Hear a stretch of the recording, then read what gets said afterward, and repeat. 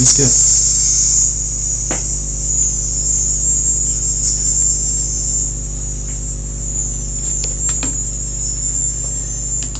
Let me see, maybe the sound.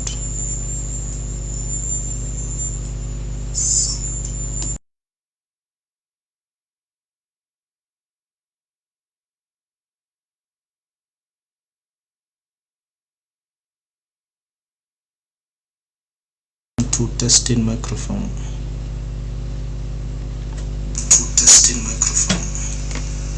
Okay. Funny.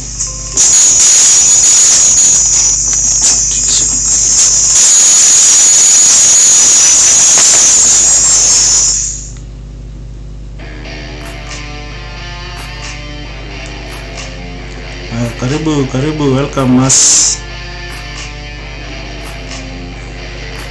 I'm participating in this 3-0 blitz tournament. I want to see if I can win.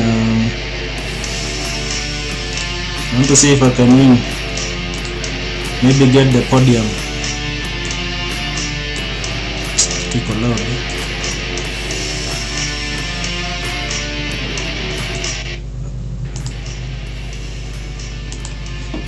That one. Nepo 1860. See bad opponent.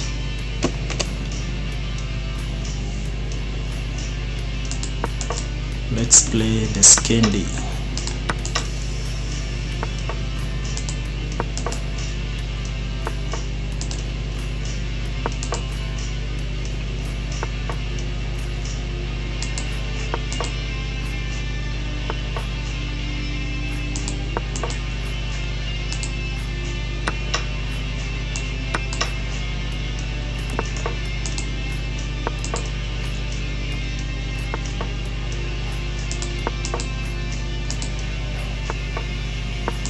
I think I'm forced.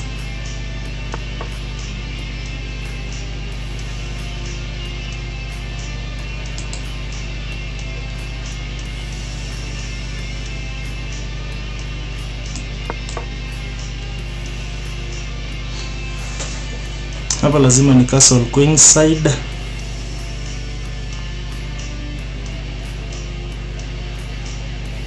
But this night no. Una notice hizi castle yet. Let me go for it. Acha jiprove. I think I have enough resources.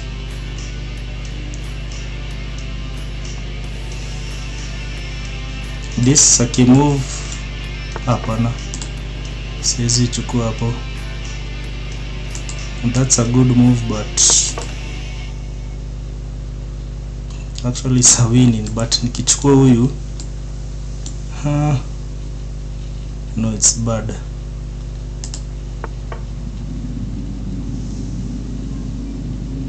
Mbona ameni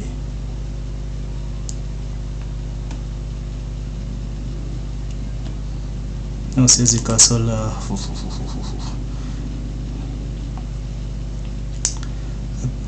Think, but acha ni move maybe this. Once you have survived this attack, you know it's a 3 minutes game, so unless akwe very precise, hiyo ndio utakuwa kwa shida.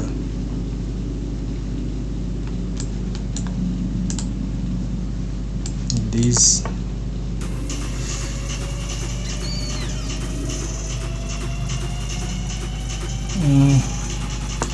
okay, najua it's a slow, but this achieves nothing.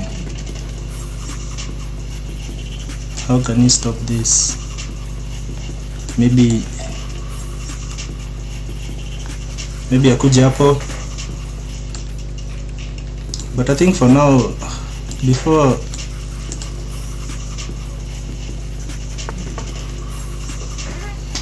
hapo jota nitampea 2 brilliance. No. This needed to be here.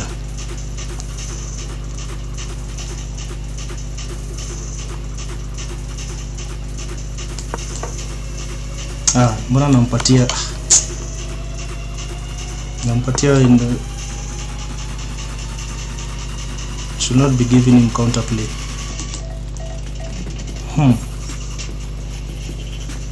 Kwata kusaka, but this is strong.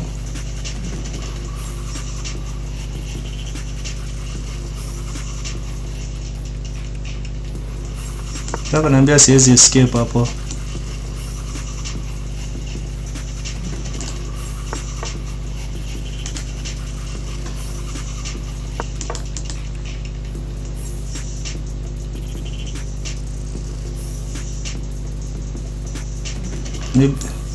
Maybe hapana, sitachukua huyo. Sitaki kumpea another.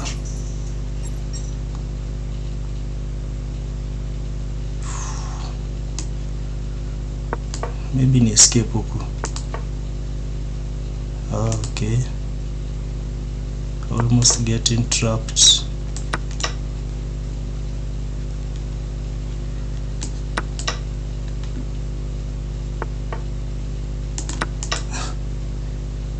Pia ni kama ameogopa. Sitaki kuwa flagged.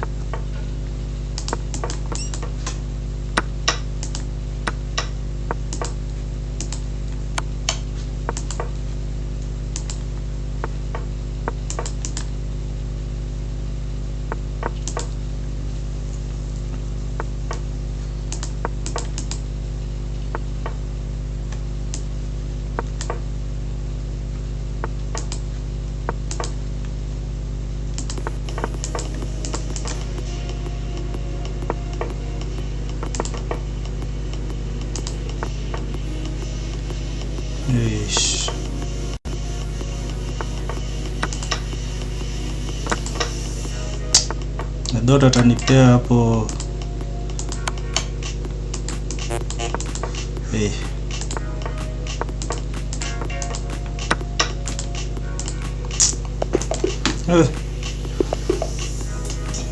But still early. Nani anaongoza? Number 7.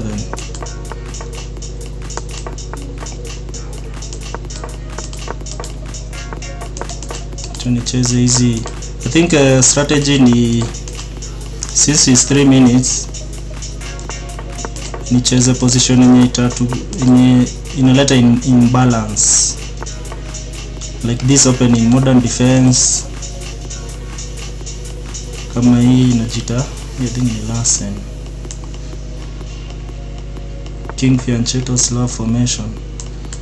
But hizi itapea everybody chances. Tunatoka kwa pin.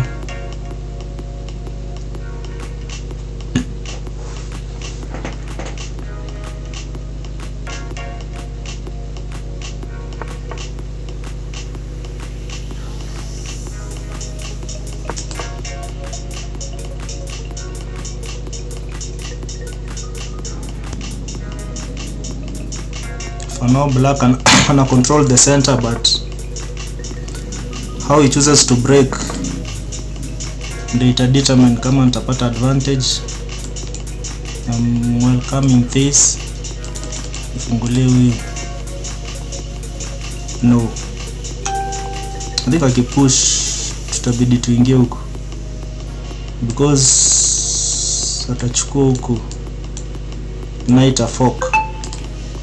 So this is a nita tutoe hiyo idea fork. Naona very soon I need to reroute the queen.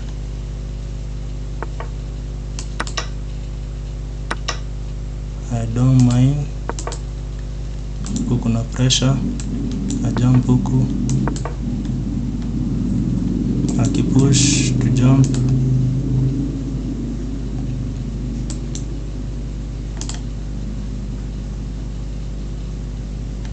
This knight akimove ndo nitachukua hapa.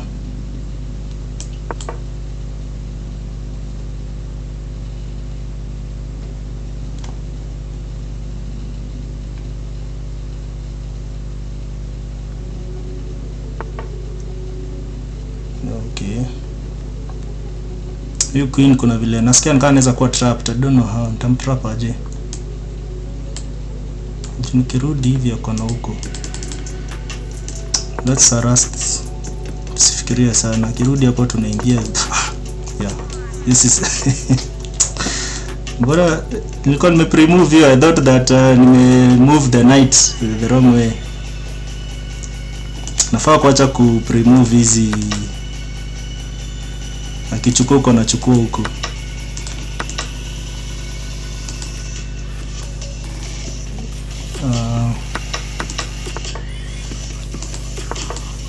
Hii inafaa kwa advantage. Hata kuchukua this.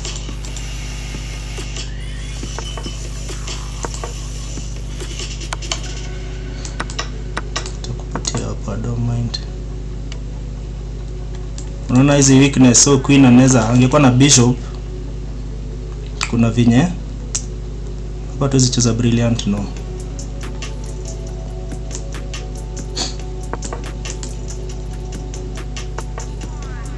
Note kuna pin huku. Maybe anaweza ni harass like this.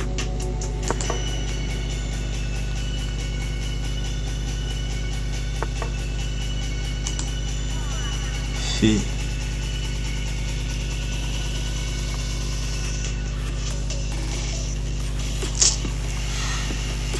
Okay, bado akichukua nachukua this. This ni check. Bado is there another pin? No, naweza kuja. Issue ni nisimpe check. This is coming.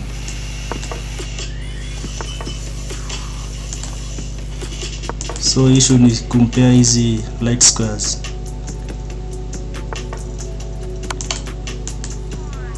Tukisha trade queens ni hivyo.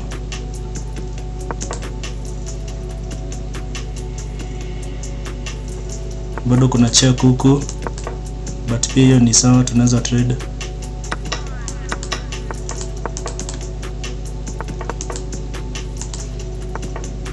So huyu kile nataka ni activation, right?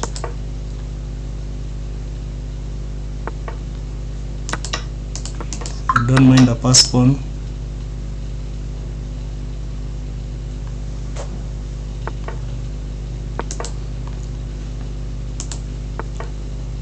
Don't mind the pass pawn.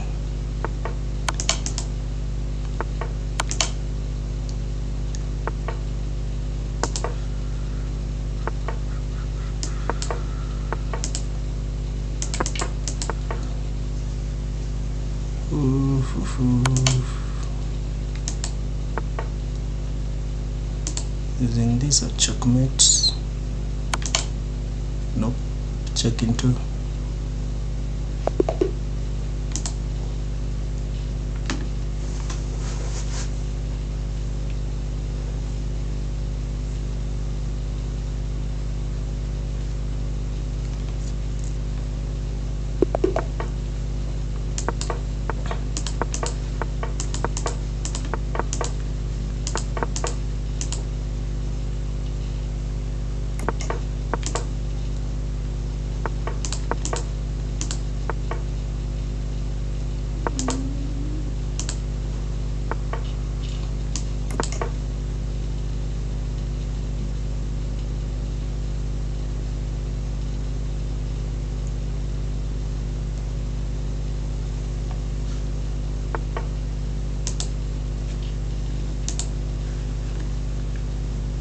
Welcome to the live.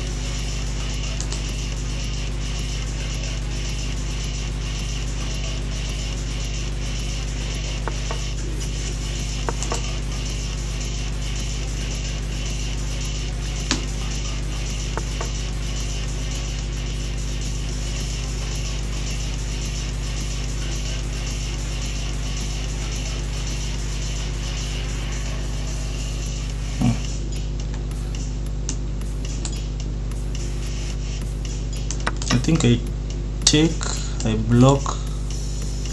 In some cases I can suck.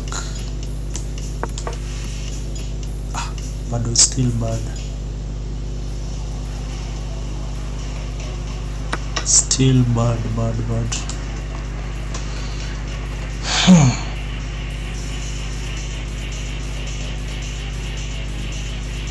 Okay, now I'm threatening to take that knight.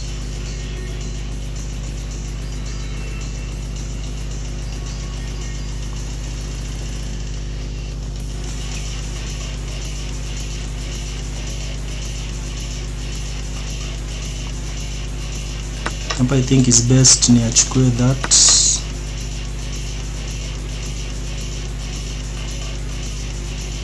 Hana this and this. Oh, maybe akona this.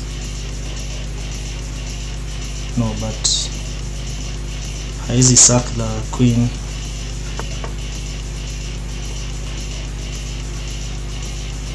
I'm allowing a lot of counterplay. Probably I'll need to okay, so I think up how do I go about it? This first, this, I'm taking away this. Akirudi huko I'll just should I be worried about that? Probably.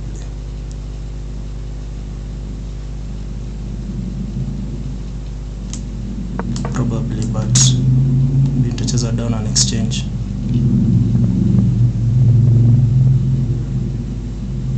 I wouldn't mind to trade these two rooks with my queen. Siwezi mind.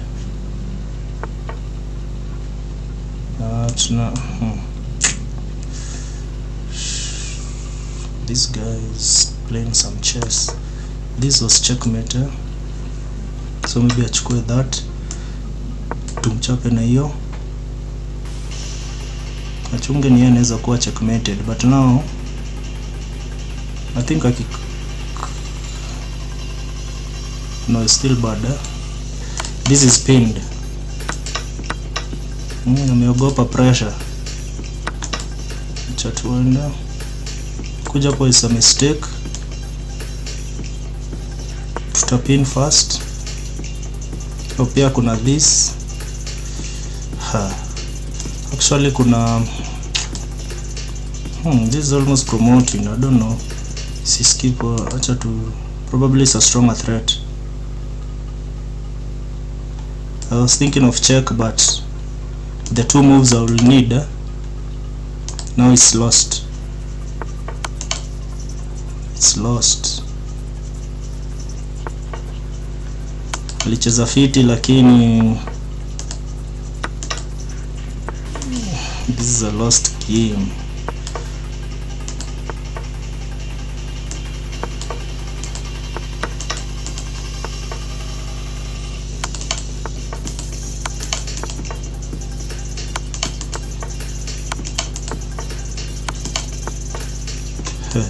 Hey, huyu jamaa ana survive aje hizi moves zote na die stalemate.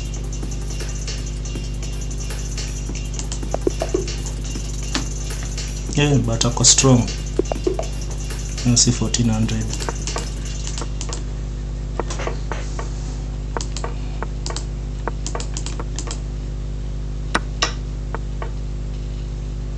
Moroxy bind. Huyu bishop wake amekuwa strong. It's a high time tumtoe hapo.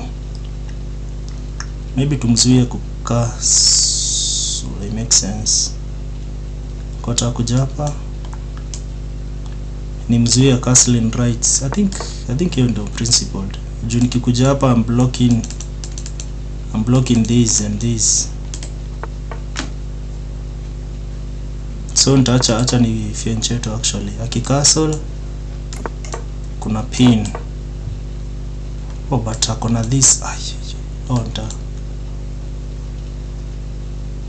maybe achukue first, but then I'll take with the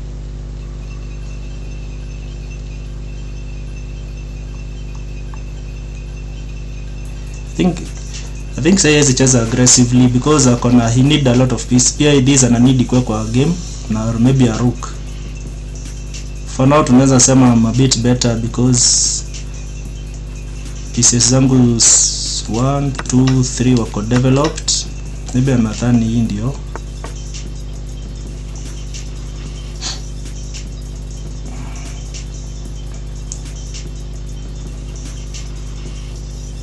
nataka kupush huyu. Habai, wacha kwanza tuweke hivyo juu akikuwa na two connected.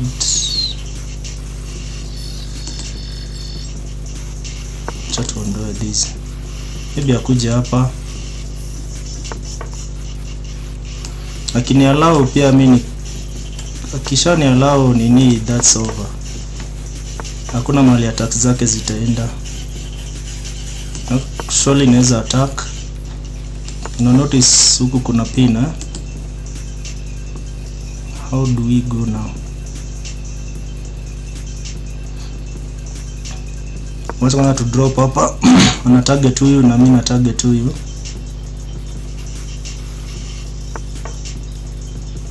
Okay. Can't I stop you hapo? Siwezi mind ku trade this juu na hangi. Ameamua kunipea this. You notice kama huko angekuwa na knight ndo angeweza kunithreaten for mate, but with one piece hakuna vile unaweza threaten mate. Actually inaweza kuwa greedy, hana time ya kuchukua huku. I can always go back.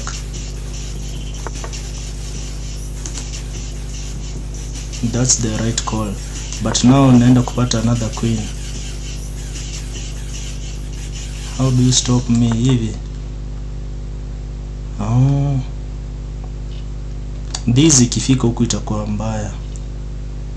But hizi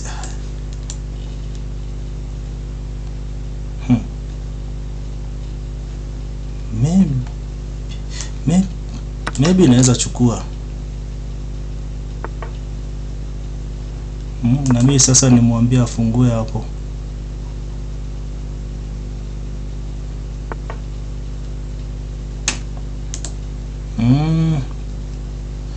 That's a good attempt, but kikuja hapo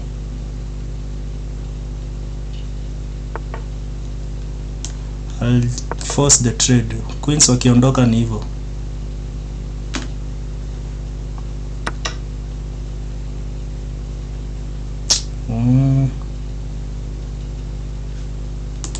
Maybe to add another. Yeah, just to add to protect that pawn.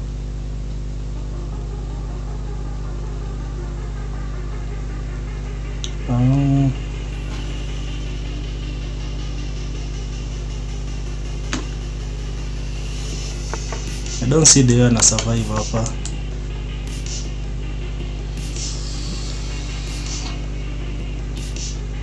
Should I bury these two pieces? Kichukua rook lift huku.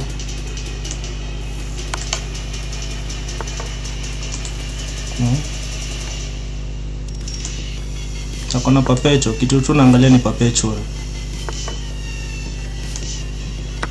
Aya, time. Hey.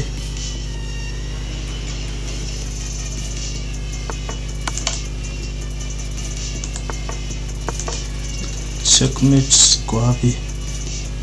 Checkmate next. Kile naangalia ni hizi squares za king kupotea. This file ameondolewa. This imetolewa. That was forced. Acha nichukue queen mwingine. Hiyo time ni kidogo.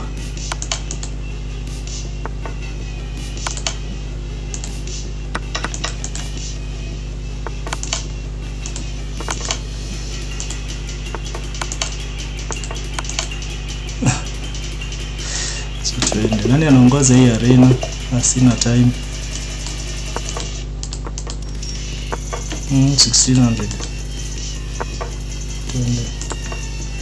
Actually acha nichukue hapo. Fianchetto this Catalan.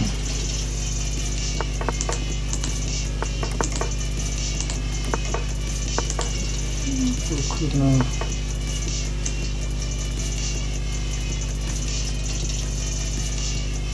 acha tuende hapo. Nafikiria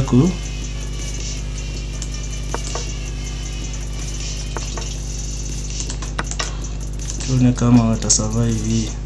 Funguo hiyo queen na funguo hiyo king. Open the king.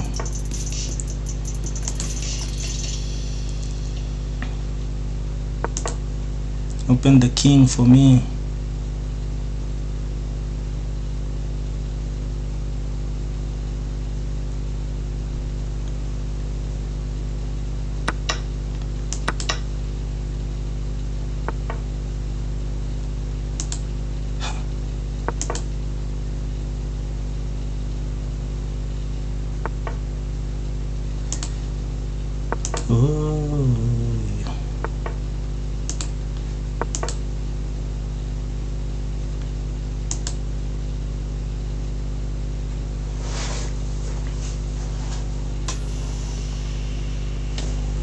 Notice 3 minutes. It's very hard to come up with an effective defensive resource. Hapa nikitrade queen nitampatia an easy time queens. So kuna these. Sifai kumpea chance ya maybe akuje huku.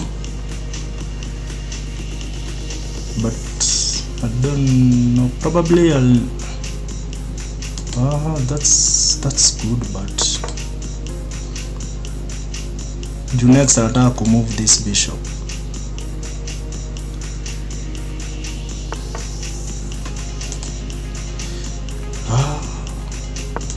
Am I the one getting trapped?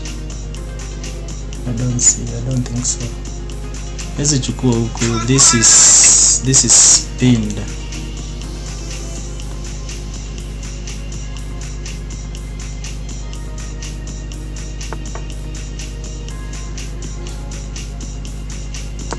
Toka hapo.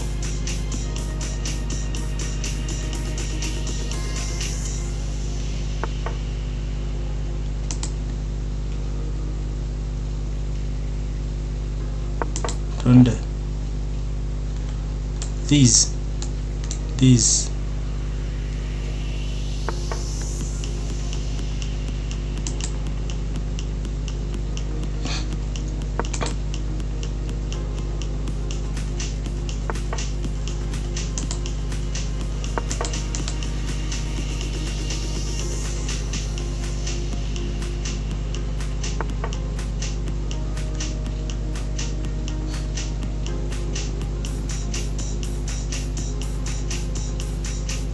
my queen trapped?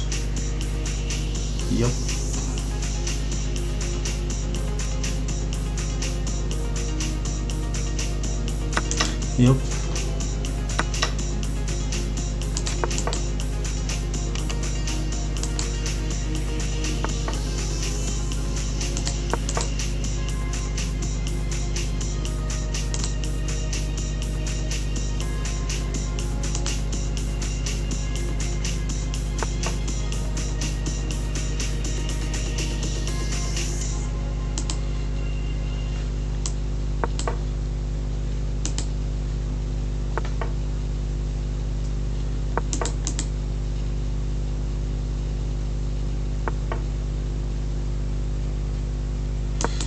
Funguo huku.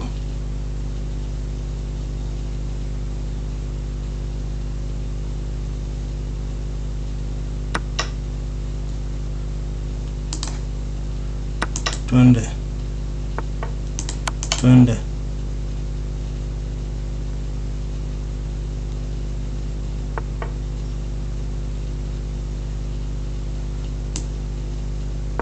Let's go.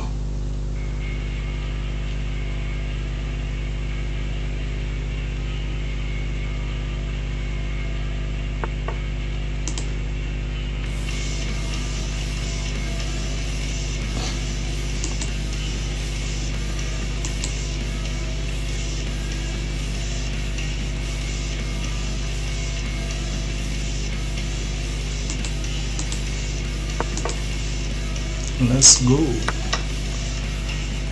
Let's go.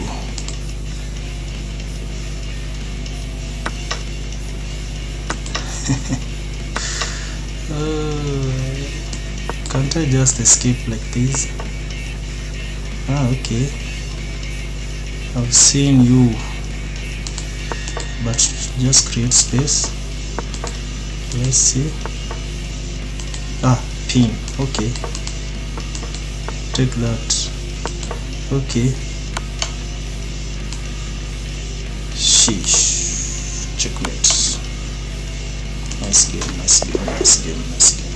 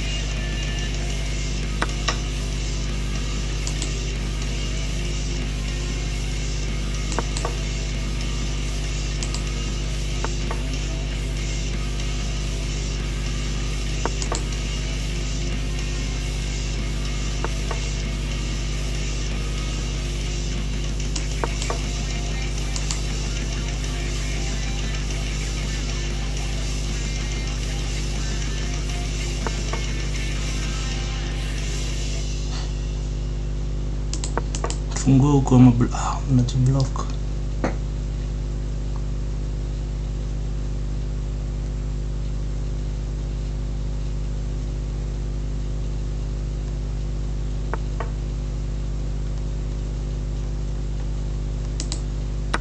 Okay. Alright. Ah, shish, atachukua kuna check.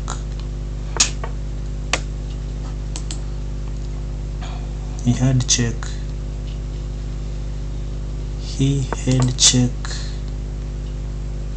Now is the time to castle.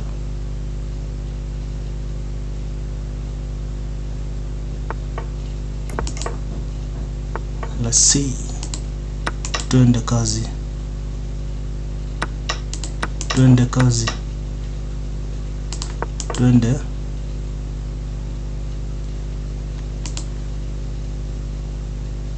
Chukua. Twende.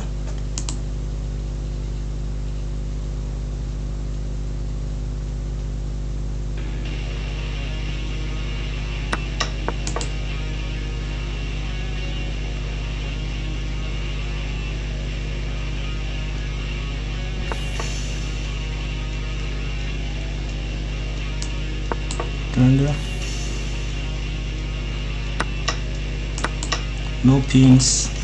Maybe kuna check, but chukua knight, chukua rook.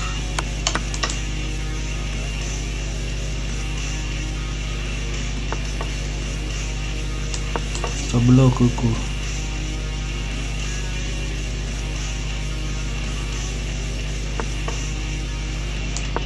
Twende.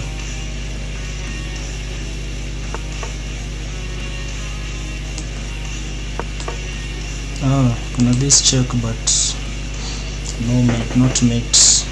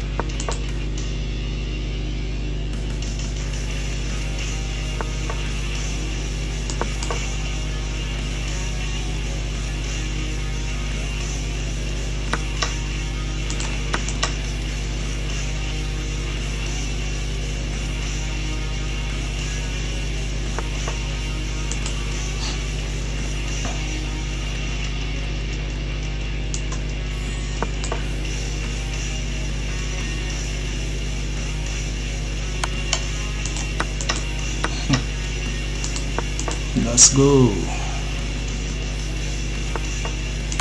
Twende.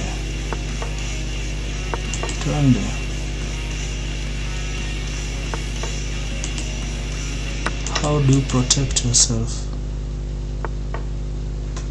Sikupei hiyo basi. Oh, kuna past pawn. Okay, let's see. Sitaki kukupea that. Twende. Okay, that's some serious.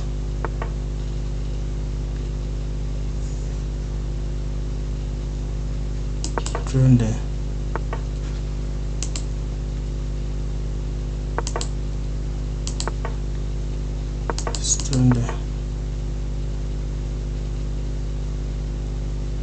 Shit, I think.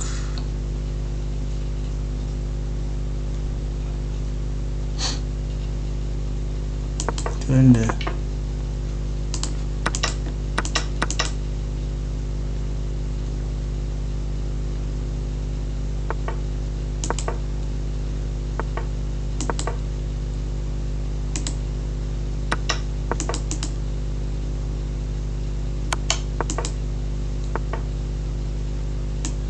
Twende kazi. Twende kazi. Twende kazi. Twende kazi. You don't have. It's a draw.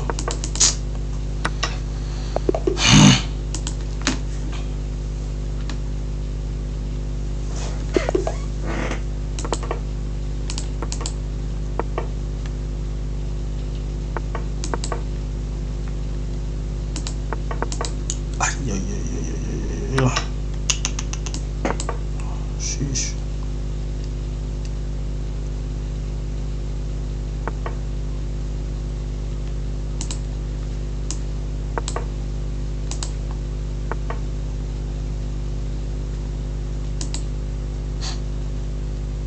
Okay.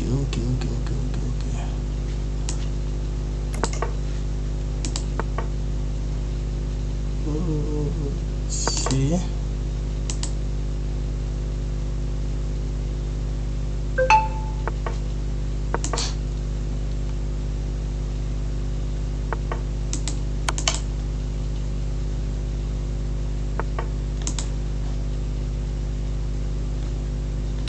Don't want your bishop.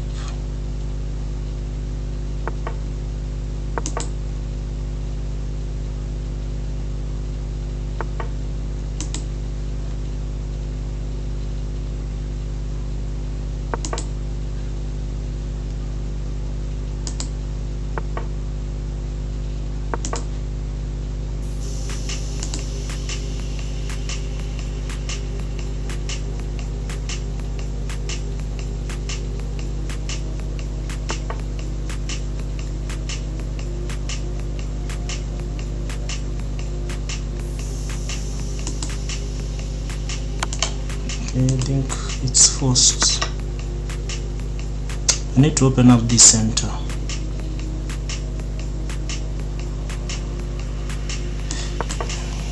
Nafaa kufungua huko.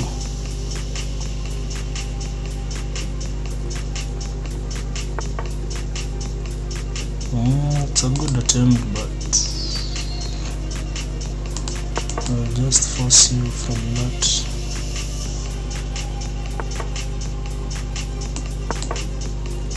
Let's see how you go.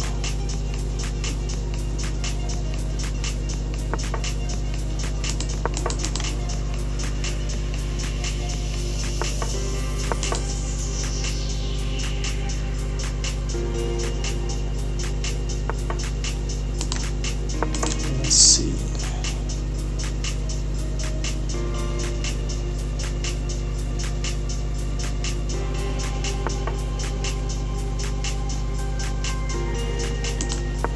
Let's see.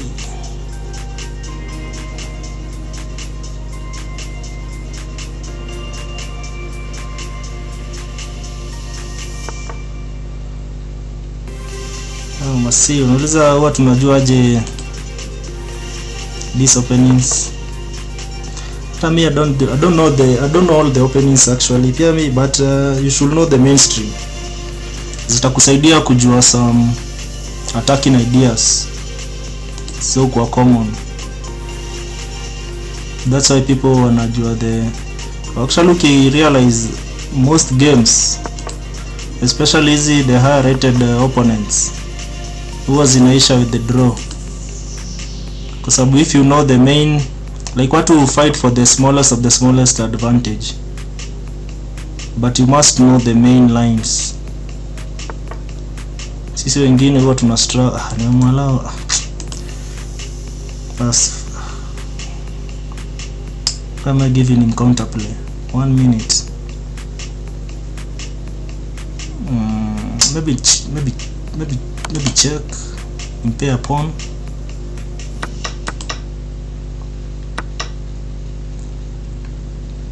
Sasa ndo watu utafuta hizo imbalance.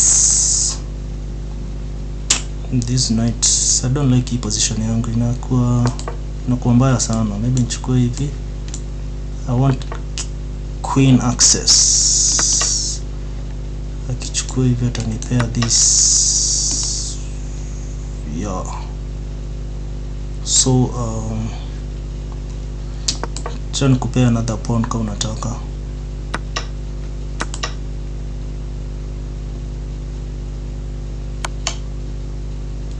Nataka nikuje hivi ndio jump.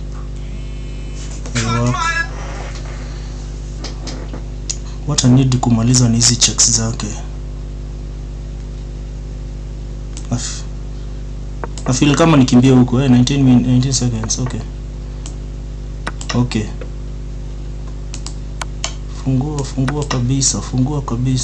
Fungua roho.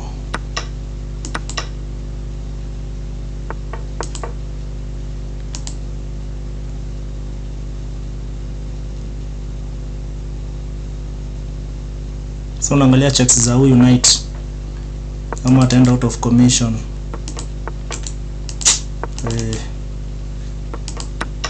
Why am I removing? Sifai cool.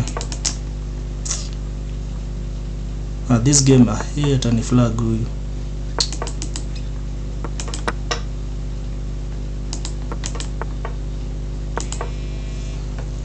Kuna watu wananitafuta sana na simu leo, kwani nimekuwa celeb ama? Take that. So hii time kidogo sana. Unajua kucheza chess na a lot of distractions.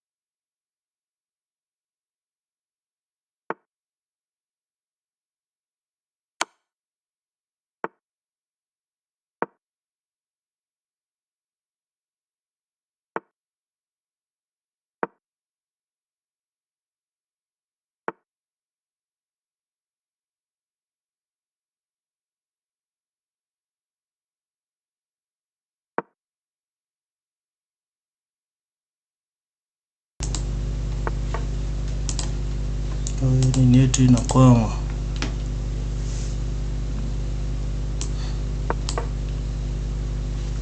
Kuna this check.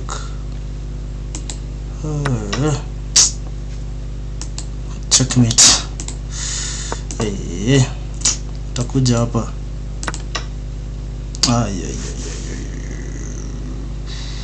Can I flag this guy?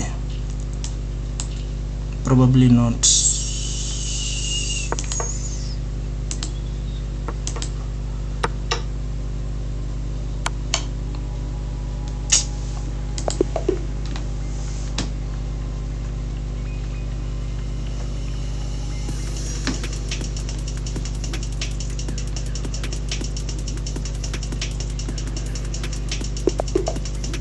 Oh, masi. Yeah, hiyo ku castle. Castling as fast as you can in a way now, I think is the best way to play. But sometimes huwa na find that like once ume castle fast unapatia opponent especially kama you are lagging in development, uko nyuma kidogo, hiyo tempo unatumia probably huyo mjamaa ataweza ku come up with a strong attack. But once you delay castling utafanya opponent wacheze some not useful moves. So hiyo time yenye anacheza hizo some not useful moves, probably you prepare yourself, unless maybe unaona his attack is direct. Unajua kuna zile attack unaweza ona this is direct, but unaona ukicheza this way vile nacheza, ukifianketo huku the bishops inakuanga very tricky juu kisha blanda na pawn breaks, especially your modern defense. Hiyo niliona hata mimi bado sijaelewa kuicheza, but from most sources vile naona wanasema inafaa kuchezwa at least na 2000 rated players because it's inakuanga na a lot of imbalances. That's why unaonanga most high rated players, if they are playing a match yenye ni ya must win, chances are ata consider the modern defense ama hiyo nitwaje, ama hiyo alakin nitwaje, asia lakini King's Indian. But ukicheza hizi the normal openings hizi sijui Rui Lopez, hiyo most players wanakuanga prepared na such things, especially kwanza mkienda maybe tournament or utapata like wanajua the main lines. Utapata hiyo game that mjamaa amestudy up to the na engine ametumia up to the 40th up to the 40th move, mjamaa anakuchezea engine moves. So that's why sometimes ina nini such that's why unaona hiyo the previous game that guy was very hesitant kupush your pawn break. Juu nikwambia hizo advantage ikishamslip, let's say aache ku control the center, that's why unaona hiyo attack yake ilikuwa slow, that hapati chance ya hapo anapata chance ya nini. Hata like una notice naweza kuwa niko cramped huku, but this guy is playing some chess. Nataka make hizi pawn moves na attack. Juu unaona nikimove this is a permanent weak. Okay, kuna hii inaweza zuia, but hivyo ndio pawn push unafanya, yani kukuwa very careful nazo, because ukisha commit so like unaona this pawn anaweza taka sana itoke hapa, because akileta this knight this is a permanent weakness, hiyo ruka ko tied hapo. But for now unaona anazuiliwa, hizi take advantage of that. Lugha acheze ka 1200 nashuku ako stronger nini, nashuku ako very strong. Hizi kuja hapa bado, hizi kana access maybe trading rooks. Wacha ni activate king activity. Ameanza kunipea huku free pawns. Maybe hii si nini.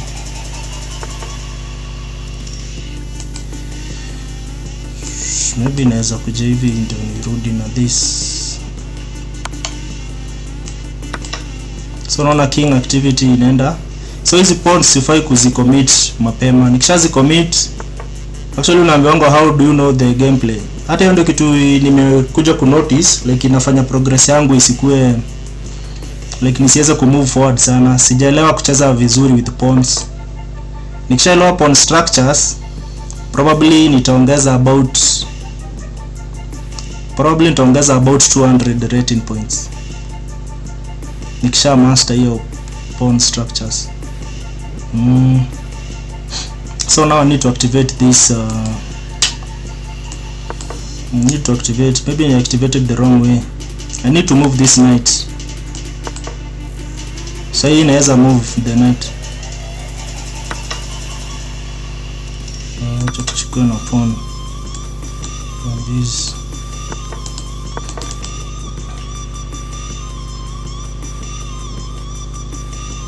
Nataka kutrade huyu knight wake.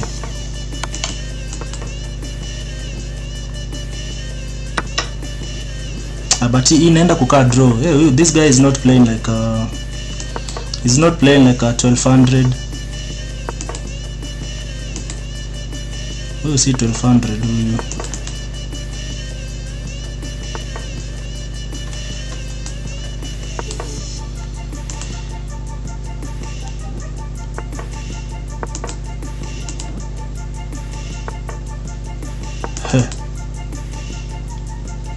I need to match.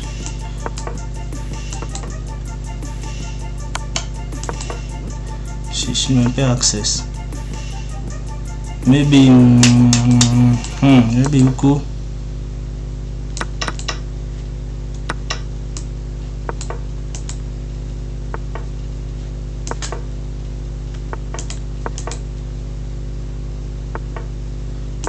Lazima nichukue papa spawn pia, nisipomwacha.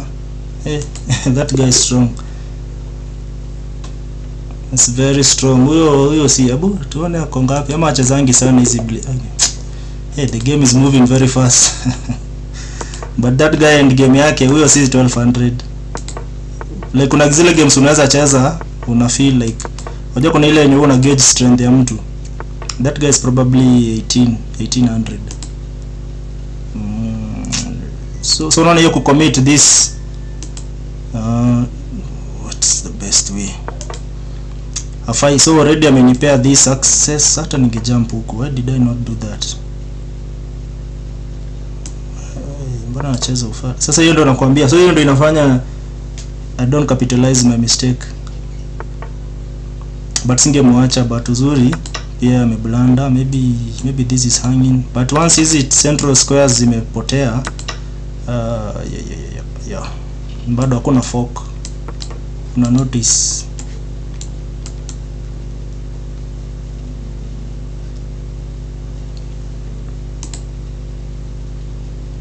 So hii ame overcommit hiyo nini yake. That's why sasa hii game already I'm feeling confident na hii position. So hizo ni cheap tactics. Should I just tuleta ruku huku. Na mbona anacheza kimalamala?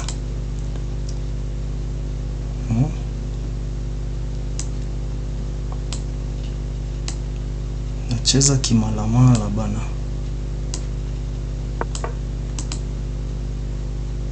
Anipin. Yeah. This was coming.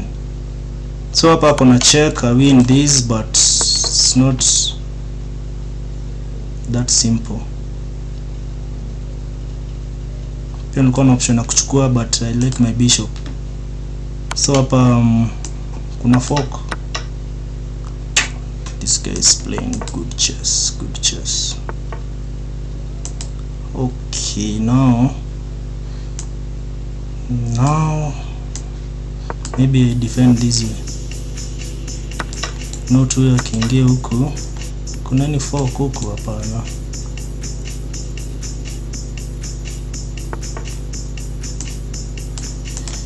Toka huko.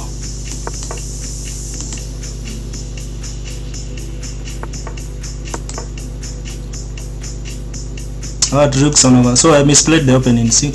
Nimempea necessary counterplay.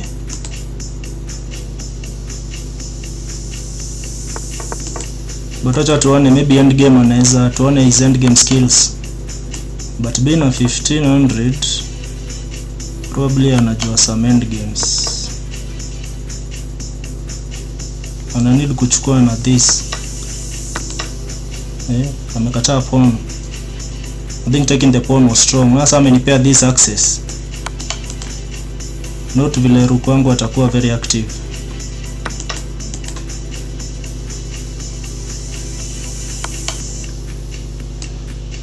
Sasa na protect, angechukua huku. So unaona hizi small advantage. Like a game in a turn slowly the tide. Anataka this.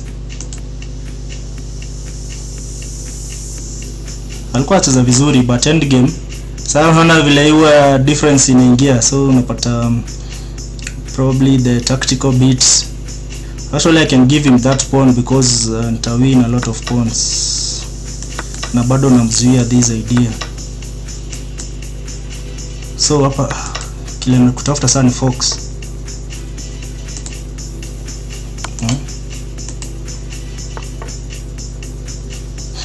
Can't I just hata ningepin huko, sijui mbona mimi nimeanza kucheza ufala. Tuzuie hiyo idea. So I think anataka kuwin this pawn. Acha ingie na rook huku tucheze hivyo. Maybe kuna this check. How do I go about it? Si checkmate lakini it's very hard. Pia okay, hii iko protected kwa sawa. So ile tu nafaa kuangalia ni hizi fox. And then I need to release some of these squares. Hakuna any strong fork. So asipocheza check ananipea unnecessary counterplay. Tunaenda mbali as far as possible. Kwa kuna mate inaweza ingia hapa. I'm smelling a checkmate somehow. But I'm on time kuzuia checkmate. Nitaharasu huyu king wake. Na again amecheza vibaya.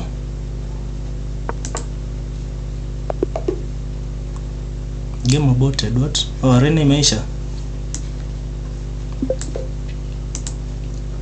Why was the game aborted? Game requests are not allowed for the arena at the moment. Ama ni internet. Okay, wacha tuangalia standings.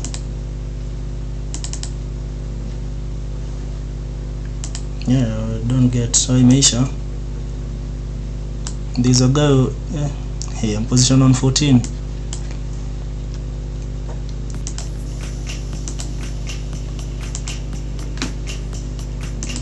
Ngoja tuone standings. This guy played 12 out of 13. These people, I think tulicheza na this guy. 1200, hebu tumuone. 11 out of 13 games. Hii arena of late imekuwa na very strong players. So I was playing because but then nilikuwa na mchezo kucheza sana arenas. That's why pia points zangu unaona zina stagnate sana. I think ni stats.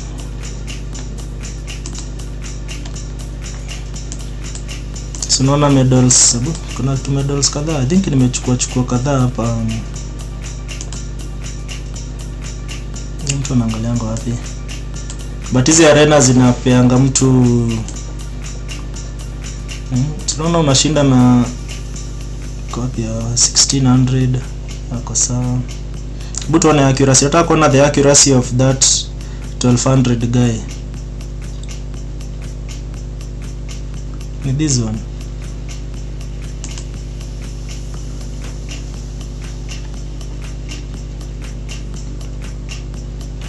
Oh, Felix, usishtuke hata ukiwa beginner.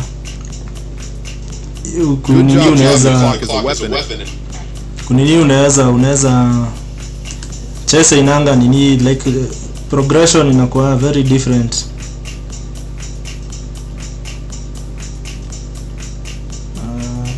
No, that guy hata amecheza haya, amecheza 2000 and it's at 1200. Kuna very strong people. Nani mwingine?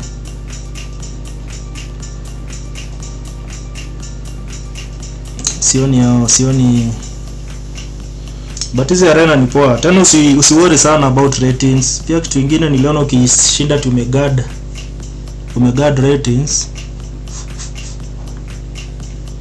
ita affect the way unacheza chess. Unajua some people wanaanga maybe okay, it's good always kukuwa na haya. Hata mimi ratings zangu zinifurahishi mahali ziko, but tacheza tu. Oh, Felix. Pia chess pia hakuna hiyo overnight nini tutaitaje, there is no hiyo overnight success. You have to grind. Maybe kama italingana, but watu progress with different pace. Like for me nimekuwa nikicheza but okay, mimi nilikuwa nacheza tu hivyo sana, but bullets hata mimi account yangu probably just stabilize, but nilianza kucheza tuseme 2 years. Wacha tukue conservative. Kama ndo umeanza maybe ufike 2000, unaweza enda with 2 years. Hiyo ni kulingana na vile umededicate, what you have dedicated. Unataka kuonyesha account uone. Where is it? Stats. Uone pia kuangalia gani kwa cheza blitz. Blitz. Tunaona bado my average opponents okay imepanda. Juzi ilikuwa 1600, but abona vile mimi upanda nikishuka. Nilikuwa 16 nikapanda nikashuka nikapanda. I think ni bad days. Pia nili notice usiku nimeona accuracy yangu iko chini. Most games zile nikicheza usiku zina accuracy kuna hii nini book. Ukiwa kwa chess.com account kuja kwa this insight, there is this inajita insight. Open that insight, u try kuona your acha ni yake average hata 30 days. Itakuonyesha like statistics zako, accuracy, time yenye unacheza good game, opponents nini like kama hizi inakuonyesha. So kama nikicheza balanced game 80% of the time I will win, I will lose 20% of the time. Smooth game I'll lose 66% of the time. Tukicheza sharp game yenye iko na tactics kama hizo nilikuwa kwambia Alekine, na win 52% of the time. Intense I think inakupea some nini like inakuonyesha accuracy. So I think probably tukicheza balance, so nikicheza balanced accuracy yangu iko 89.95, but hii balance I think inataka long time format na mimi sijazoea kucheza. That's why nilikuwa sema naweza nataka kwenda tournament nicheze hiyo classical like 2 hours probably uta have ku nini. So unaona kama hapa openings accuracy 86, middle game 73. So unaona now when I'm starting to practice like na for now naona najua na have to practice on the middle game. Na middle game nilikwambia is all about to do na hizo pawn structures, how they affect their game. Ni interesting. Unaweza fungua afu unaangalia openings. Nikicheza Queen's Gambit I win 55% of the time, King's Indian 54, Queen's opening D4, but nimezoea kucheza this. That's why nilikuwa naambia D4 for the longest time nimeishi kucheza hiyo. So unaona kama Sicilian probably sijaicheza, I win 25% of the time, I lose 67 of the games, 68% of the games za Sicilian I lose. So that's opening to have ku nini And then again ujue hizo statistics unapata like for example kama this umeona Sicilian defense I lose 68% of the games. Ujue hizo pawn structure kuna vile zao kazi kishift. If the game started as maybe King's Indian, ichukue Sicilian structures, you have to shift your gameplay like ucheze like the way Sicilian is played. So that's why hizo ndo vitu ndogo ndogo nakwambia bado pia mimi sijazielewa. But fungua hiyo insight, chess insight. Itakuonyesha where you are strong. Like for example I noticed recently kama ukiangalia mate in 1 42% of the time na spot na miss 57%. So kwa puzzles I'll have to practice more of this mate in 1. So mate in 2, that's why unaambiwa game is not the same as puzzle. So mate in 4 I lose 100% of the time. Okay, so inakuonyesha kuna 7 games ilikuwa na mate in 4 na hakuna hata moja nilispot mate in 4. Mate in 3 kuna 6 games nimecheza na games 4 ndo nilispot mate in 3. Mate in 2 nimecheza 10 games nilispot 4 games zikanipita. Mate in 1 hii ndo inanishangaza sana. I missed 26 games. But anyway, but zingine nakubali maybe inaweza kuwa ni time pressure like inakuwa but si time pressure because hii ni missed. That means ulikuwa na time ya ku make that but huku make. So mate in 5 I think sijapatana na game iko na mate in 5. So again unaangalia like so unaona for example hapa vile nimetoka kuambia. So unaona pieces zile naacha hanging naacha pawns. So queen 8.3% ndo miu hang. Fungua hiyo chess insight. Unaweza angalia similar players wenye wako your rating level, how they perform. Again brilliance sichezangi, nimekuwa na 14 games. Okay, brilliance 0.1.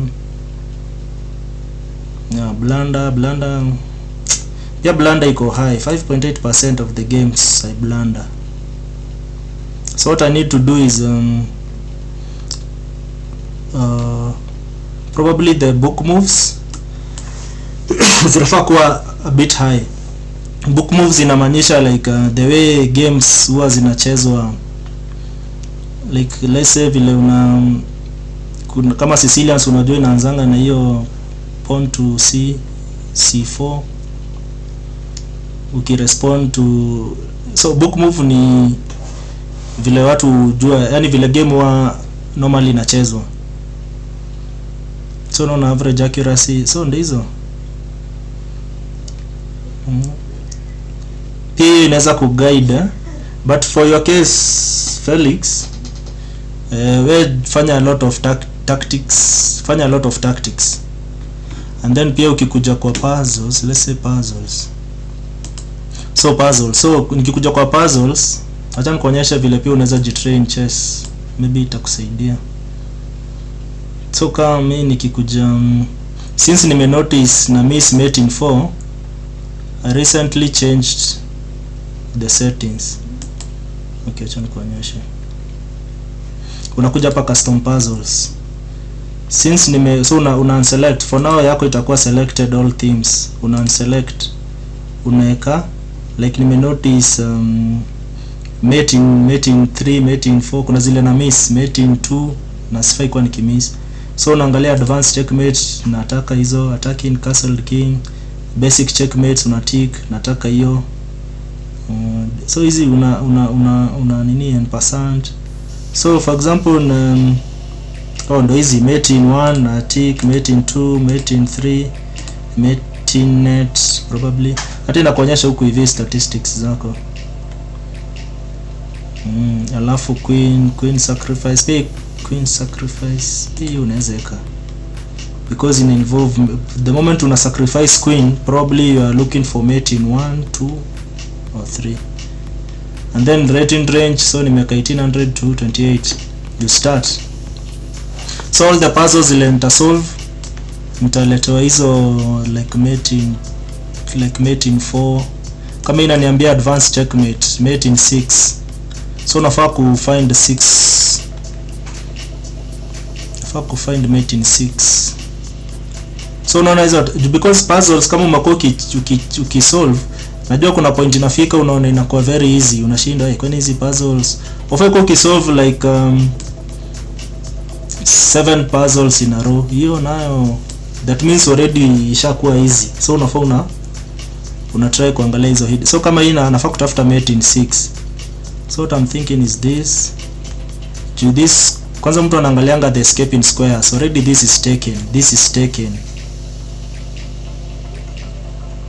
So nikicheck hapa, the only way anaweza enda ni hapo. Okay, this is direct. Unajua you already is correct. Again pia unaangalia king is king. Which squares are taken? Haizi kuja hapa, haizi kuja hapa. But anaweza kuja hapa. Anaweza kuja hapa na hapa. But hatutaki apotee huku. Okay, pia unaona already like unaweza kusolve hivyo. So with the time ukishinda ukisolve hivyo ma puzzles, usijali hata kama uspot hizo ma ideas. Kwa games itakuja automatic. So acha najaribu kusoma huku. Mbona hii nini na freeze? Hii PC yangu imeanza ku misbehave. So mate in 6. So already tunaangalia the best case scenario ni kuescape huku. So hatutaki queen atoke hapa because atachukua na escape. So this tunajua already hatutaki atoke. Ama kama anatoka ni achukue vile atazuia that path. But tuna note pia anazuia this path. So queen naona already ni kama ako optimized. The problem with taking with the queen kuna this. So tunaangalia is there any other mate is there any other piece anaweza kuja with the check. Okay, kuna this pawn. This pawn anaweza ingia hapo with the check. Atakuwa forced kuchukua huku.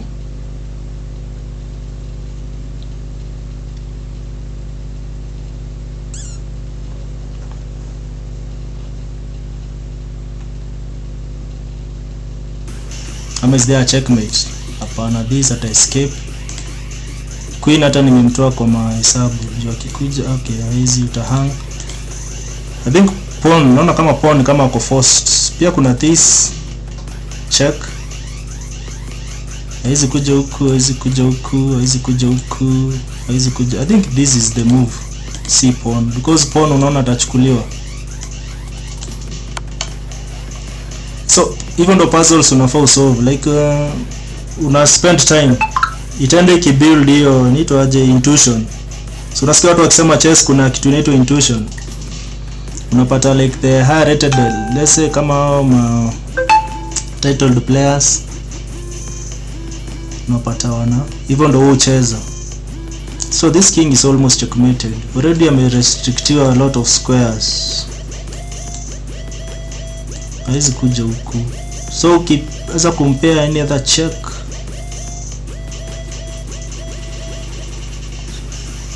so unaona inakuwa no brainer. It's solved.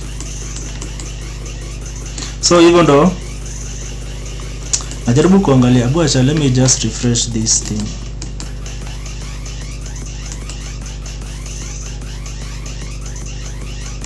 Najaribu kusoma hata hizi comments zenu. Nimeslide hii story ya comments huku mwisho. Sasa sioni anything mna nini. Sioni, sijui kama nimekujibu. Oh, so Felix nakwambia usikuwa na pressure ku increase ratings, itakam with time. Like ni ngumu sana. Chess si kama other games. But kile naweza kuambia ni kama unataka ku rise faster in your ratings, probably tafuta a coach. Unaweza nitafuta ni kutengenezea personalized reading. Juu nitaweza kusoma games zako, how you've done nini. So probably I'll be recommendations ile nitakupatia, ama any other coach kama hata si mimi, utaweza kuimprove on ratings sana. like uta improve fast.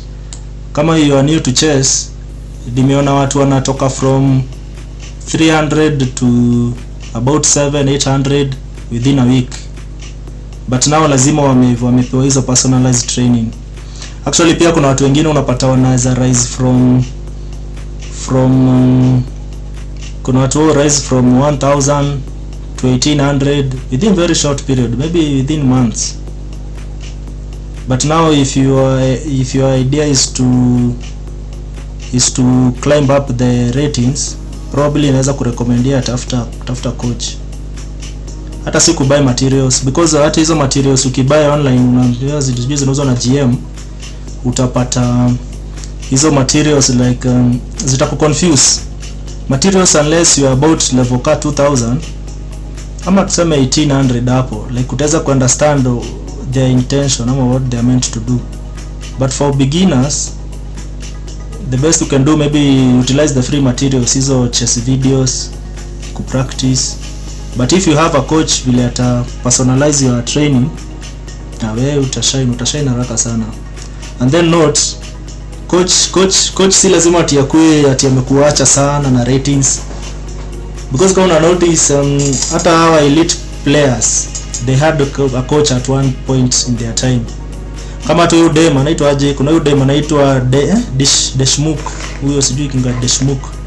So naona juzi amecheza games na ameweza ku nini, juzi amecheza tournaments already, hata alishapata GM hizo nini, hata alishinda the lead inaitwa aje, alishinda the world number 1 kwa chess na ni dem. But ni juu ya hiyo juu pia akona nini, unaweza ni text kwa hiyo WhatsApp ama nini, sio kama nikiweka TikTok huwa zinakuwa flagged. But in chess jua kuna a lot of small knowledge, but as you go along like ni ngumu sana uelezee mtu. There's no one video utapatana nayo itakuelezea kila kitu all you need to do with chess. But probably if you have maybe some guidance, some upate mse maybe anaangalia the way you play ama ataweza ku guide like the way to improve. When it ni text kwa hiyo. So nilikuwa nakuguzia tactics, how you should go about solving them. You have to acha tumalizie hii. Ilikuwa mate in 6. So tumeona these are kumechukuliwa. I think tulisema pone ndio kwa restricted huko kote. I don't know why it's freezing. Why is my PC freezing? Nama nafaa kwenda next. Nisha solve the tactic. Okay. So bado naletea hizi advanced checkmate. So even though unaweza improve but for you we select all themes. Kama hivi you are beginning, select all themes. But unaona already kuna checkmate sijai nini, advanced checkmate sijai patana na hiyo tactic. Alkane gun niko na 0 tactic. Kuna 1 attempt. So kuna some tactics pia, as much as nimeishi kuzisolve. 2 bishop checkmate sijai patana nayo, 2 rook checkmate.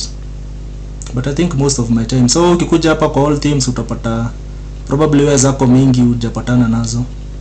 Utapata battery, alafu hiyo inakuonyesha success rate. Acha tutoke hiyo custom puzzle. But for now unaweza tu solve and then again pia maybe kitu kingine, ukishaona puzzles zimekuwa rahisi. Kama for example kitu inasumbua mtu sana.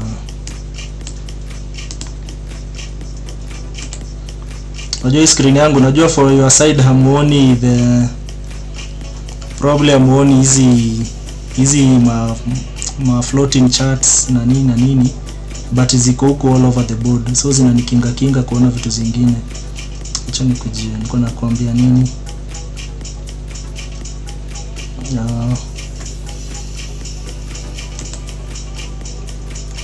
No, skonta kuja huko.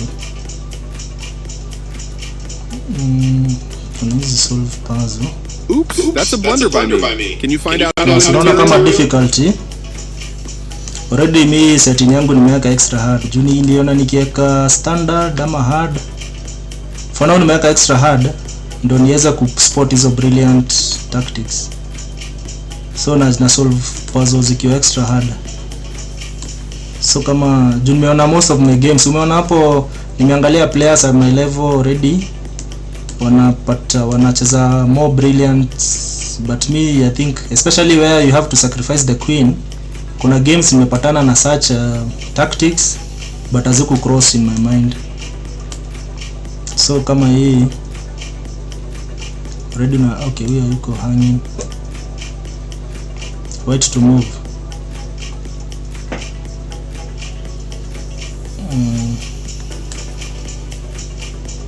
So na notice hapo already kuna this, anaweza defend aje, there's no way to defend.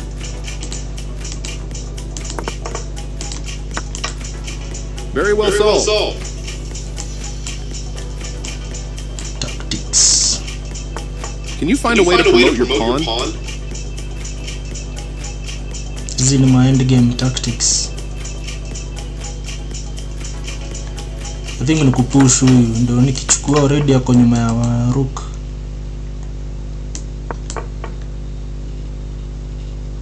Nikitoka hapa anarudi hivi. 3 in a row. Don't stop Yeah, now. so I think pia maybe some session tunaweza jaribu pia to hizi mambo za tactics. Maybe they can help some of you instead of tukimaliza ku review the games.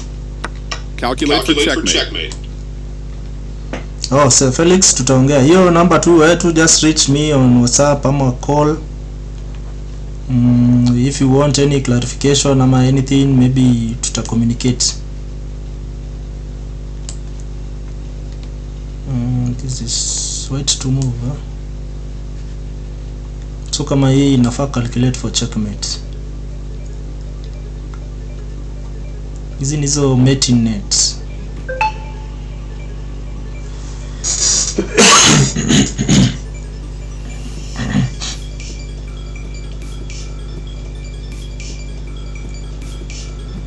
Mating net. Unaona any check, unaona any mate, unaona any checkmate hapo. What I'm seeing is this.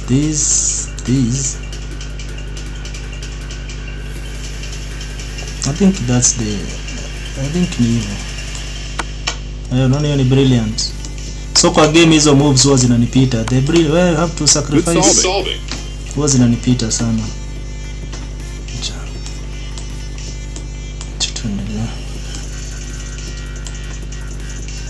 Oh, karibu head. Welcome head. Black to move. Unaweza pia nisaidia ku find the tactics. Hizi puzzles yani si tactics. Hapa na notice kuna check. How many checks do we have? 2 3. Kuna 3 checks. Checks. Oh, karibu head. Tunaendelea ku solve tactics.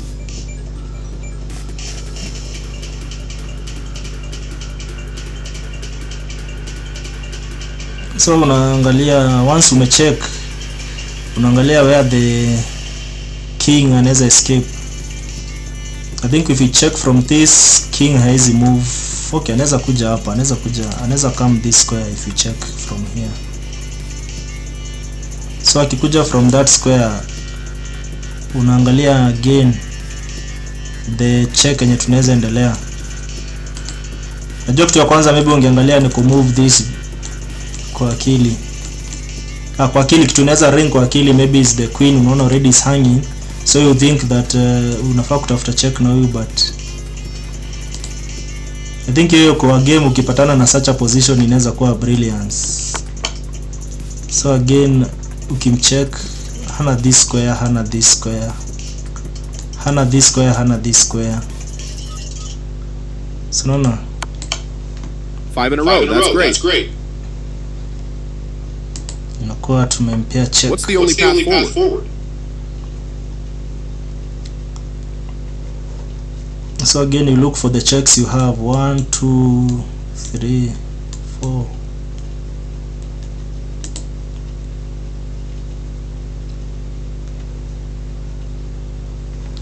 and then pia kama kuna any other hanging piece. Is there any hanging piece? Maybe not.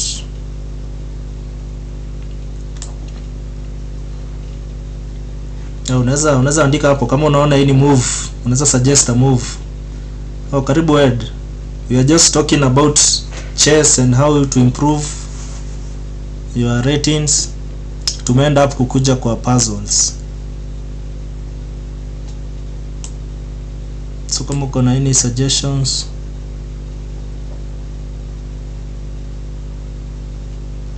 unaweza sema. So if you make, alafu kitu kingine pia unaangalia kama tukimake any unnecessary moves, which check does he have? This. So unaangalia checks zake. So I think hii ndio iko, this check on G6 is more stronger than any check, because assuming amekuja hapa, how can we protect? Hatuna this. So after kuona hizo zote, after kuona hii threat yake, our reasoning inafaa kuwa the move we make lazima ikuwe check. Tusimuallow this, because once amecheza this, you step away, una lose this. You step away like this, akona hata akona bishop huku. So like amekuja, ukimwallow acheze this, you don't want to hang this piece, ndio? So if you don't want to hang, itabidi ukuje hapa a drop down this bishop, already itakuwa checkmate. So tunafaa kujiuliza any move yenye tutamake, we must prevent this. So that's the aim. Queen f3. Yeah, Queen f3 it's a force in mate. So unaona how you una nini? I think nimeona pia kama umespot hiyo, naona you're cooking.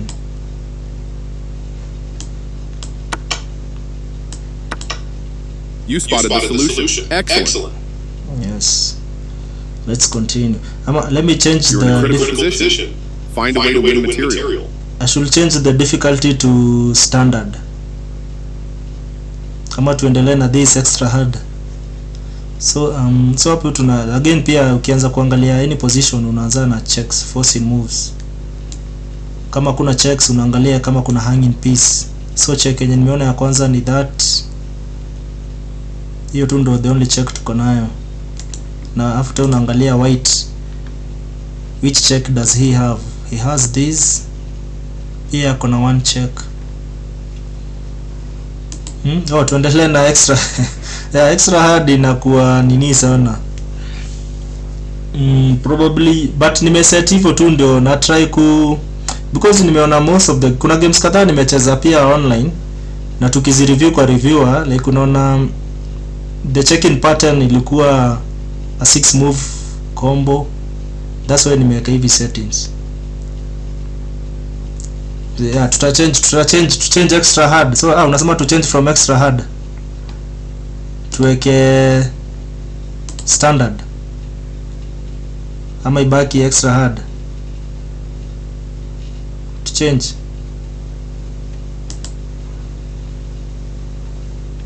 So tumechange. I think puzzles start just standard. Haimaanishi ati utapata easy puzzles. Ni ati ita nini inaitwaje, like the puzzles zitakazi kishift once in a while, unaletewa hard au ibaki extra hard. But pia standard haimaanishi ati you get easy puzzles. Standards inamaanisha like once umesolve kama puzzle 3 rahisi, unarushiwa kingine ki hard. But ikiwa extra hard inamaanisha all puzzles zinakuja they are not so direct.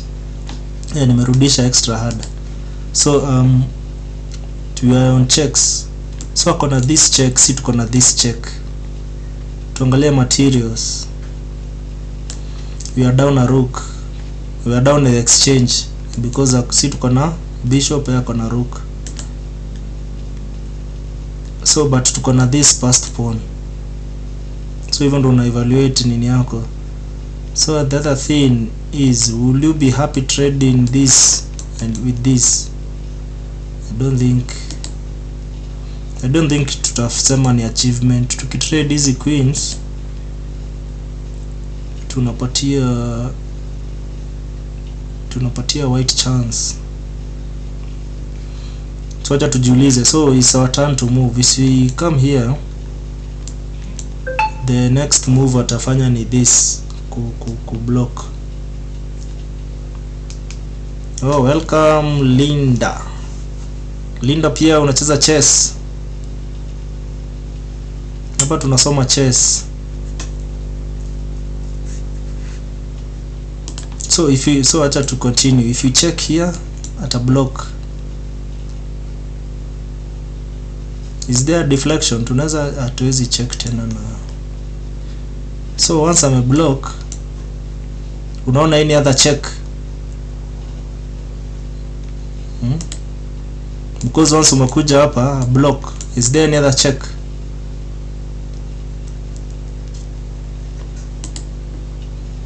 I think naona check moja.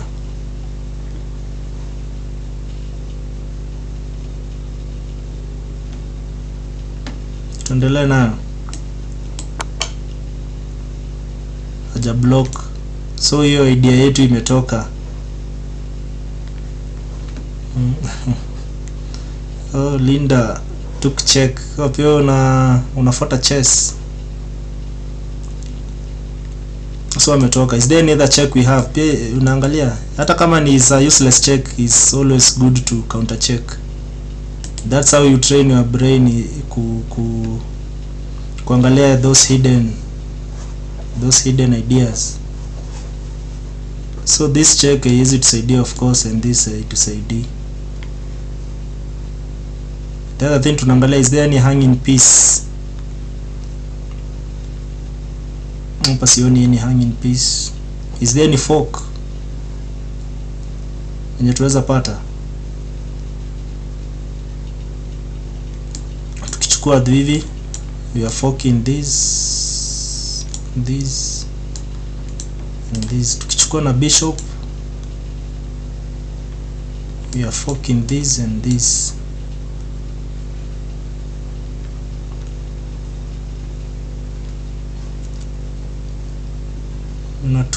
We took check, yeah, we took check, Linda. So now we are looking for a way to progress. So we are thinking of this, we fork, but then again unafaa ujiulize opponent atacheza, how will he proceed? Because once tumechukua hivi, naona most likely atachukua with the rook. So akichukua with the rook, will we have any counterplay?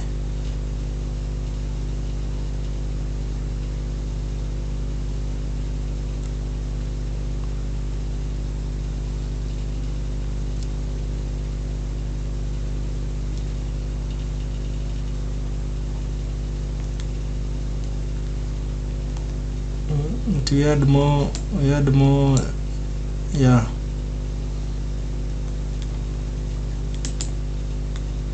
But now when you take achukue with the rook, we had more attack using the rook. Tukiada hapo this, so this will be threatening to take, but pia our queen atakuwa threatened. Hivyo ndo nasema.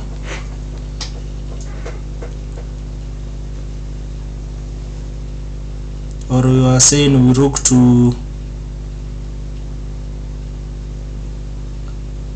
battery with the queen.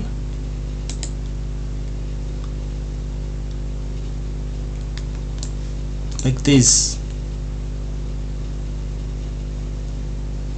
Rook b2. Bishop takes c3.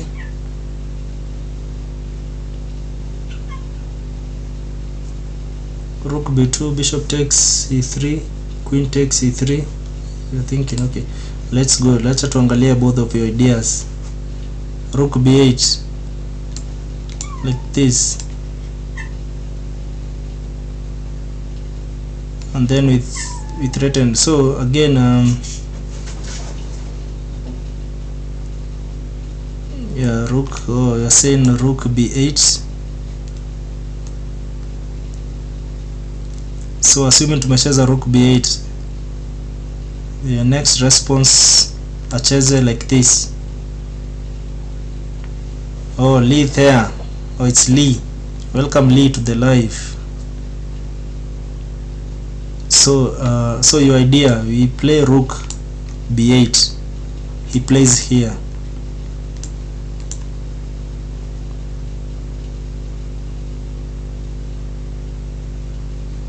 We take. Okay, let's acha tuangalie Felix. What about rook? Let me look for, let's look. We take with the fork. Yeah, that too can work. Okay, let's examine one by one ideas. You suggested rook b8. If he goes here, we take with the fork.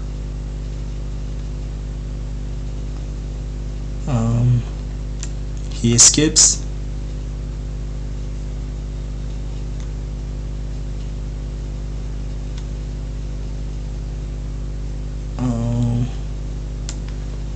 We check rook b8.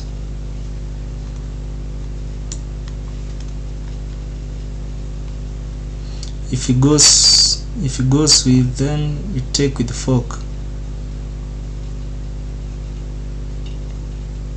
Yeah, that's true.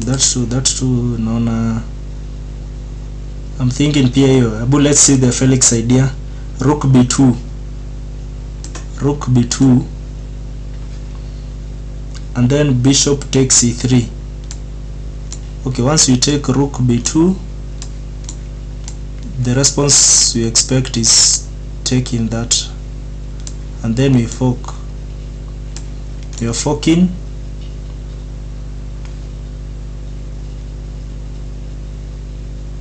Bishop takes e3, and then queen takes e3.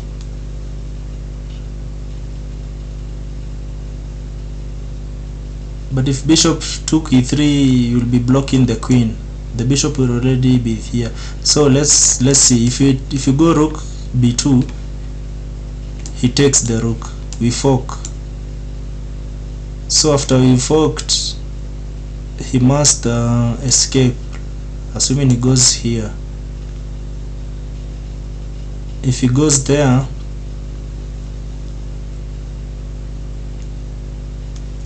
this queen, okay, so you'll have an option to either take or to give an extra check. But if you give the extra check, he'll go back.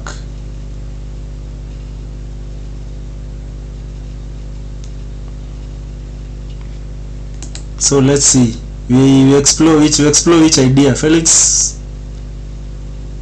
Okay, Felix, Pia, your idea can work, but I feel like you have already given too much. Because now already will be down a rook. You'll have two rooks. So even if you are forking one rook, already you are down. Your idea in a lose another rook. Sijui kama umeona the thinking process.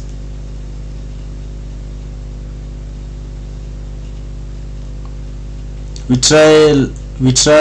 Okay, let's try Linda's idea. Lee.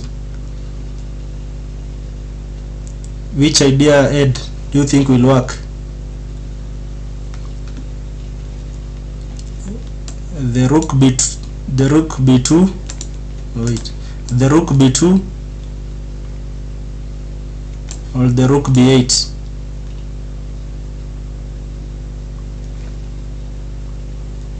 Which idea do you think, Ed, will work? Rook b2 or rook b8?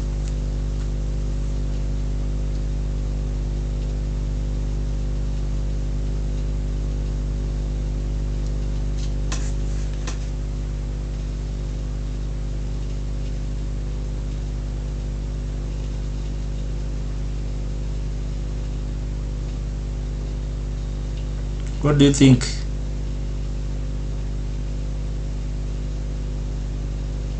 the rook battery with the queen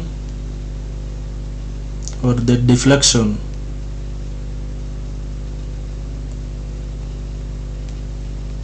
Rook b2. So Linda, I think Lee, you've said Lee. Two people are voting for this idea. Rook b2.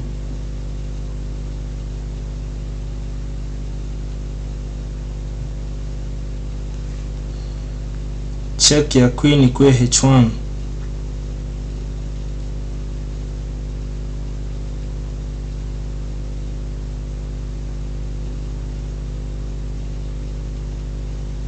Rook, and then check ikue h1. Check ikue huku. But if you go rook b2, he will take.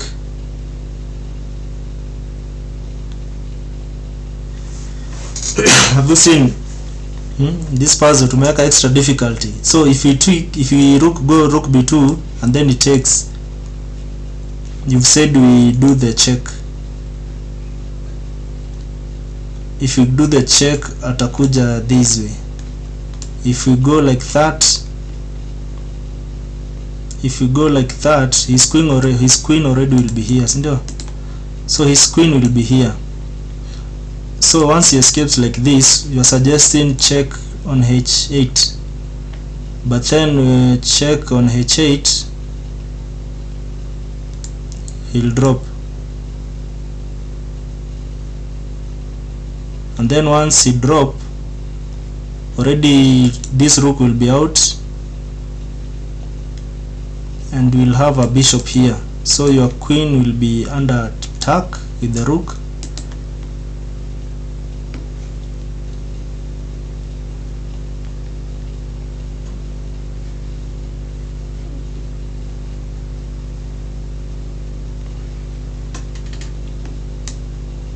If you go rook b2, check h1, check h2, then win the queen. Yeah, naona you are still cooking. So once amekuja, okay, let's see, rook b2, he takes the rook. He fork, I'm suggesting he will move. Then when he goes like this, he'll go here, we check, we pick up the queen. But then again, it's not a forced scene. Let's say we've gone rook b2, he takes, we check, he takes, we check, he goes back.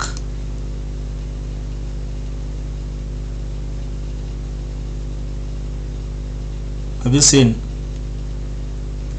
Rook b2, he takes. This time maybe he's not going to be escaping, so we check, he decides to give back the rook, we check it to the check, we are still forking these two, and then he goes back. So you're suggesting we pick the other rook like that. Okay Linda, let's think because two people have voted for this idea, let's go for it.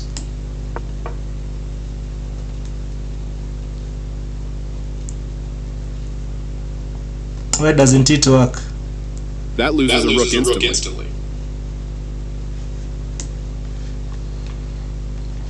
Actually, there is a way we can continue with it. Okay, let's open the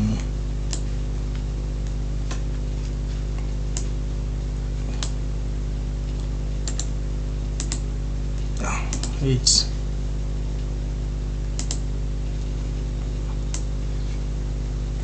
Let me cancel. Yeah, okay, I'm trying to resize this. I know from your side you are not seeing those lines, those floating videos, so let me just resize it there. So you are suggesting the other rook b8. and then we go like this. Oh, I've seen you are cooking something, and then we give up.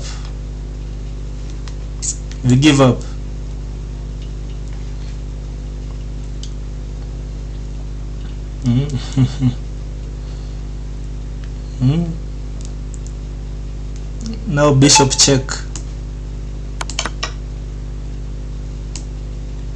Continue. Fantastic. But that was a hard puzzle. You should not beat yourself. Let me see the puzzle rating. Where is it? Where do I see the puzzle rating? I have a lot here. Checkmate is coming. Do you see the way to win? Again, this is basic. You look at opponent's checks. Akona 1, 2.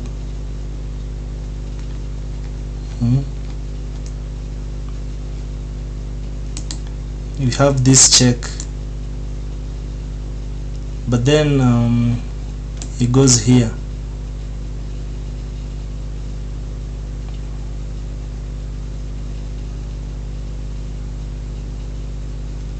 And then after it goes there,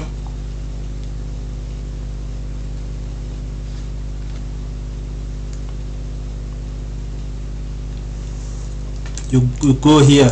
He escapes, like he brings the rook. After you sack the rook, he brings the other rook. I was thinking this. Okay, let me try pia kuwasaidia, because we are looking for tempo. I told you we must look for checks. So if you go here, the check he can give you is this.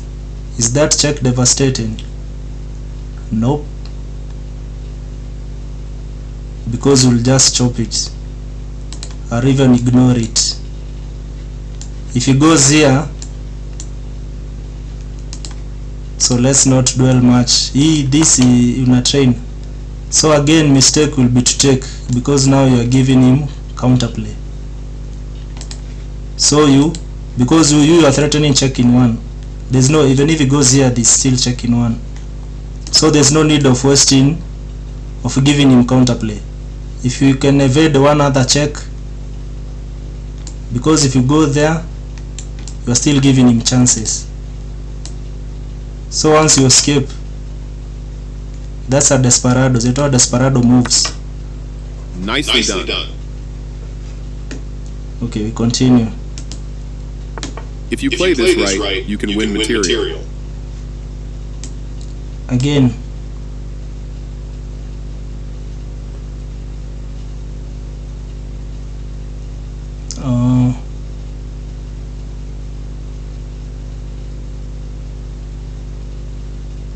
we look for checks that he has.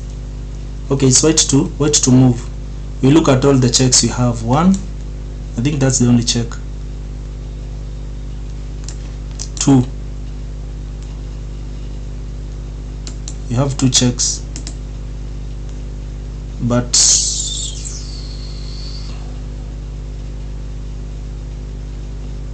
we can eliminate this check for sure, because it will be easy to refute. What about this check? It decides to take.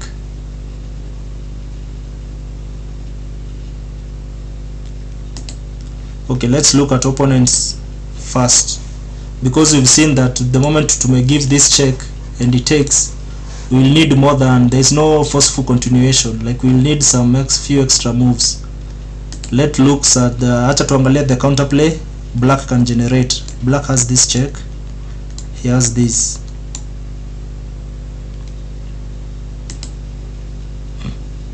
So you should not be worried about black threats.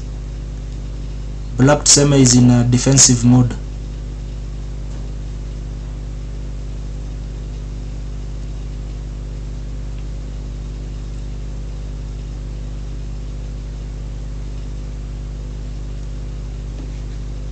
What do you think? Brilliance. but then he takes.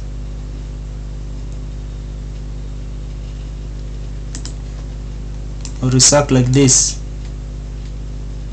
he takes.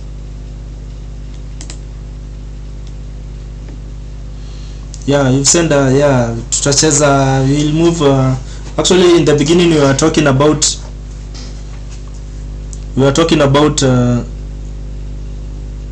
how to improve your rating, so we ended up kwa puzzles as do the way we were talking. But I also play live matches. Probably we solve a couple of more puzzles and then I'll receive the requests. Is that okay, Ed? So which bishop g6? Bishop g6 takes, and then check.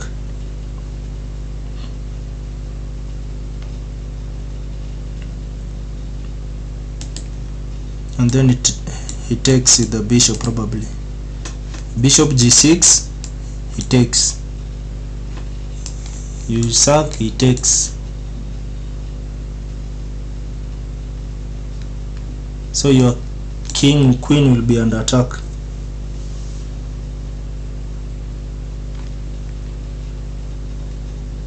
Your queen will be under attack, and we've already given up.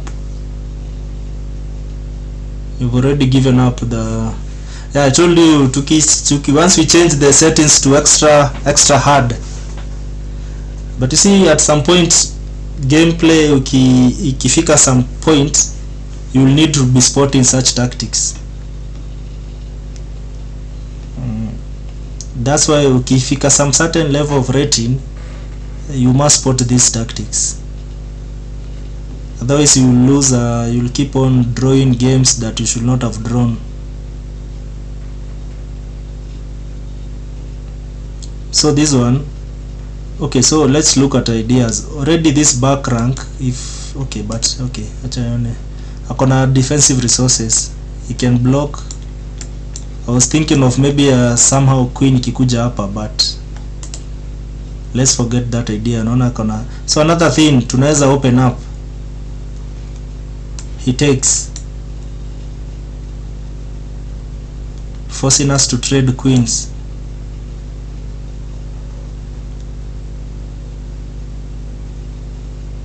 After we've traded queens, he takes.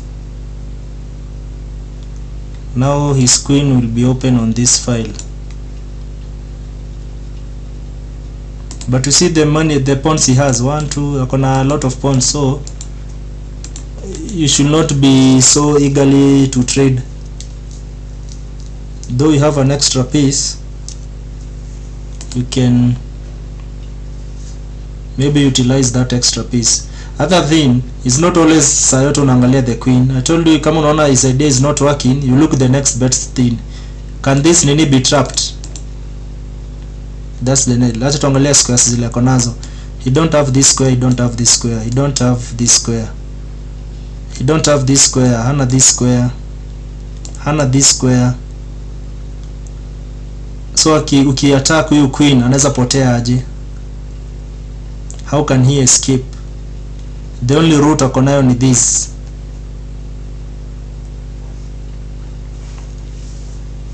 The only route so far akonayo escaping is that.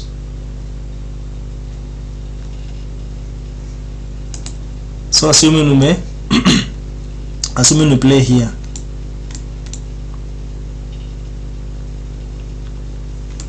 he'll have this.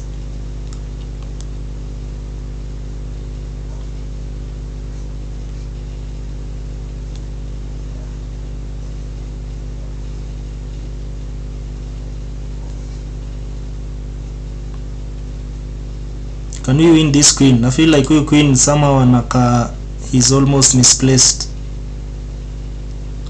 Is there a way to win this queen? Because now the check umeona is you will need like more moves. So kuna this pia we can push, but then he blocks. Yeah, queen can escape. So we focus on the king. Is there any hanging piece you can win? No. Bishop f4. If you go there, you escape like this.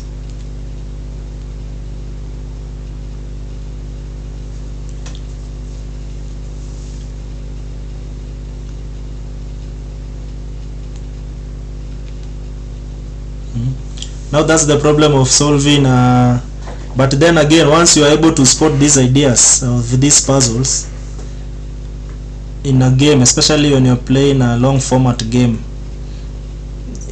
you'll be able to be spotting those hidden tactics. So let's see again. We may attack like this, and then he comes there. So how do we proceed?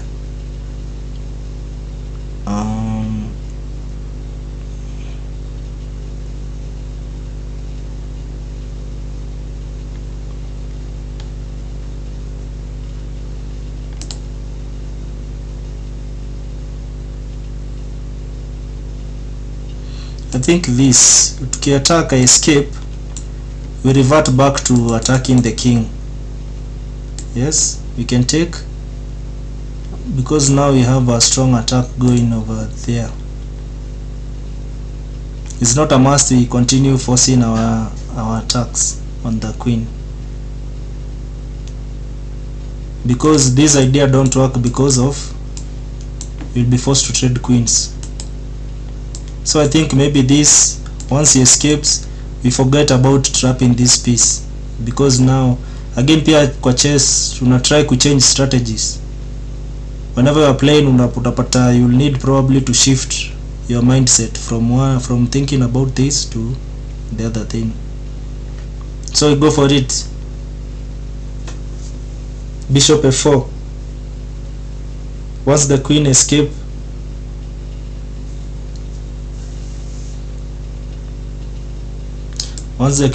we open we open up, because if he takes, check.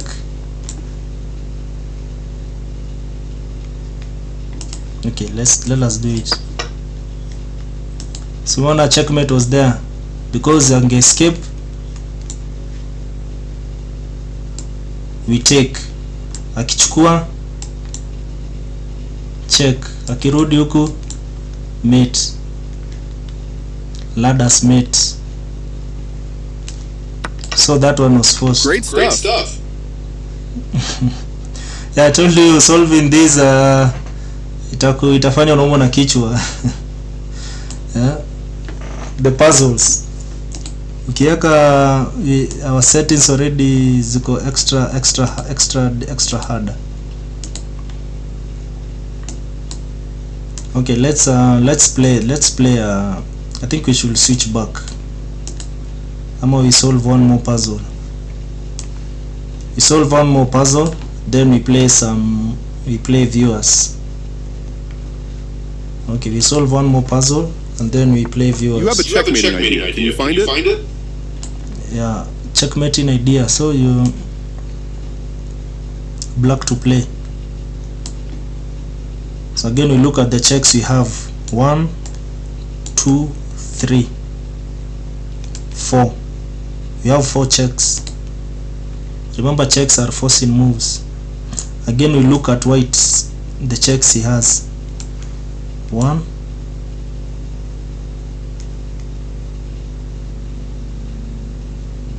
actually that will be mate. If you allow white to play this, you can't escape. That will be checkmate. So all the moves you have to do from here must be forcing moves, must be checks. So that's how we evaluate. So tuanze, we start with this check. He'll go back. F6 check. But F6 check, remember when you are looking for a mating net, you first start by looking at the escaping square there. Sack the rook. You look at the escaping square the king has. For now you are noticing this square is taken by this. Yes, this square is taken by this, and this square is taken by these two. So the only square he has is this. You know. So I want you to train your mind like that. If you are to check this but not with this piece, the only square he has is this, the G4 square, because H3 is taken, H5, G5 are taken by the king, by your king. So if you are to give this check with another piece, let's say this, here either it must take that piece or it will be checkmate. So have you seen your ideas? So remember the checks we started by scanning. 1, 2. Yeah, Linda, I think you umekuwa active sana. Chili, we'll play with you after this puzzle. Send the, and then we'll review the game together. So I was thinking of this check. How does he escape? Remember, we are looking at the path.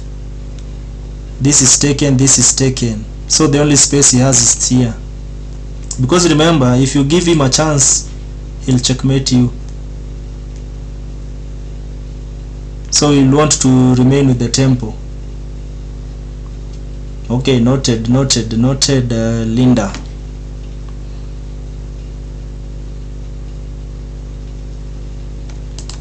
So this knight takes. That's good observation. So we'll be weakening our king like this. Once knight takes,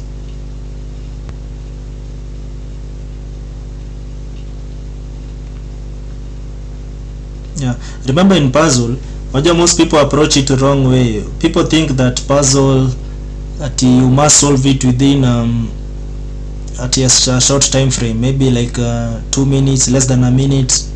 Remember, even the top players, when they play, the GMs, and they can stay at a puzzle for hours trying to figure out, because once you do so, you will force your mind to approach puzzles a different way. So usikuwe na pressure ati I must solve this puzzle within 1 minute 30 seconds. See, not all puzzles. That's how you will get to improve, kuangalia those critical positions, those you'll avoid the inaccuracies. So tumesema this will take. So you are suggesting queen to f6, and then he goes back. You say we sack the rook.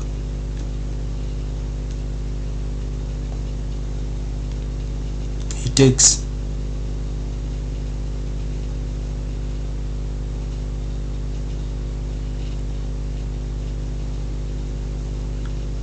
And remember, every move we make must be forcing, because no, it's not a must, because now if it goes there, we'll have a 1.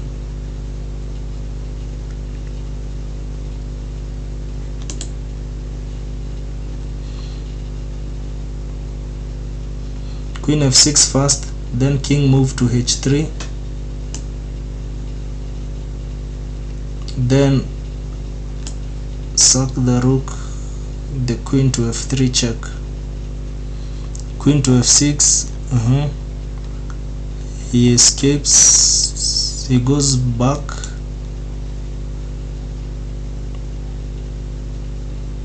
then sack the rook, then the queen to f3. We sack the rook, he takes, then our queen go back here. There's no check. Kama it goes here, that will be check.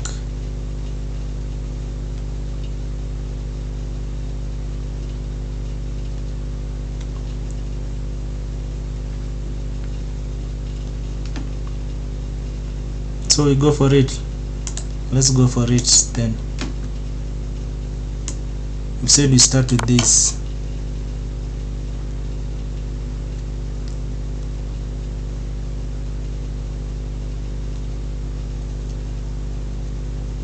then we sack these rooks. Okay,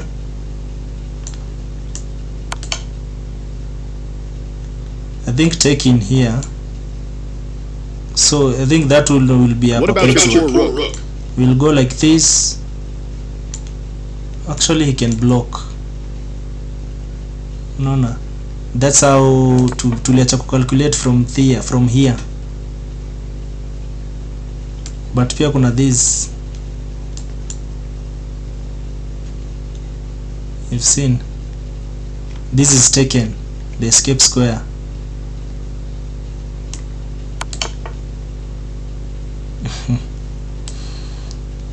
Yeah, Your eyes are sharp. Good work. not misclick. So I was trying to show you how your thinking process should be. Yes, so I think let's play add or send Goomba.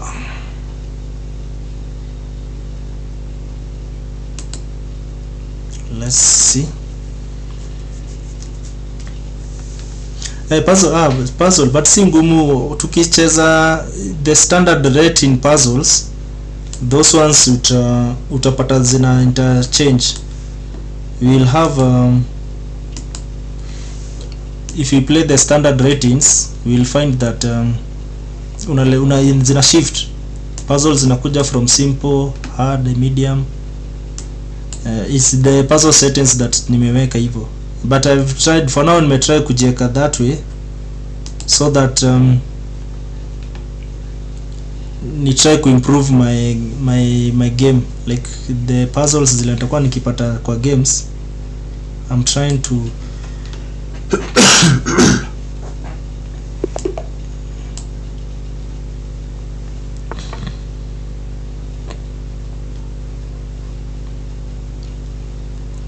E4.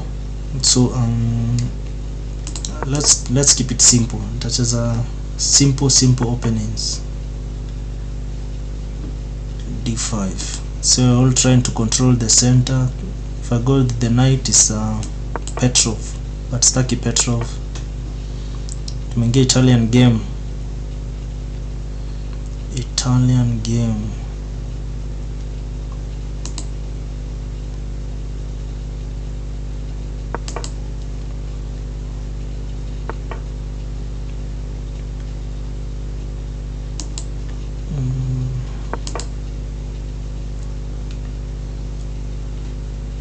Yeah, puzzles najua zinakaa ngumu juu ya especially hizo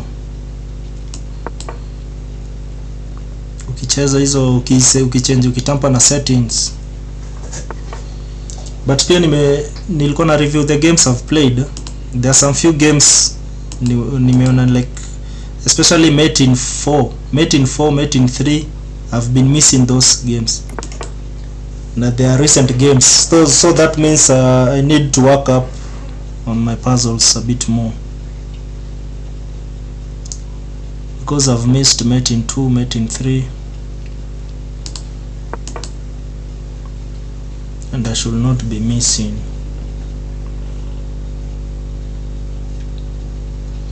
So Italian game kuna tension. We're all trying to control the center. That's why tunacheza hivyo the way we're playing.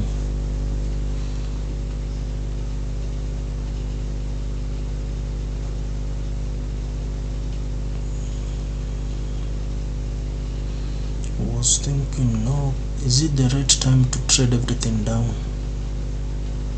Maybe not.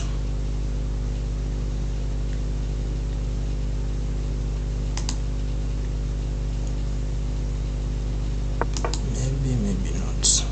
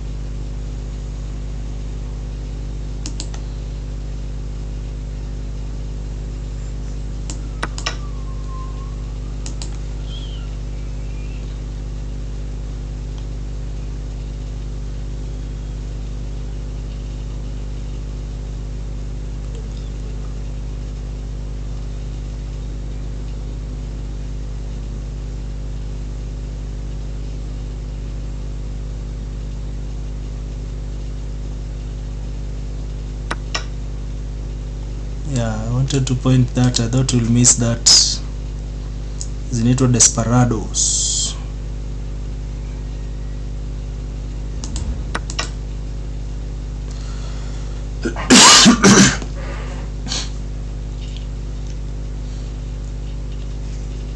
So tumeshatoka middle game.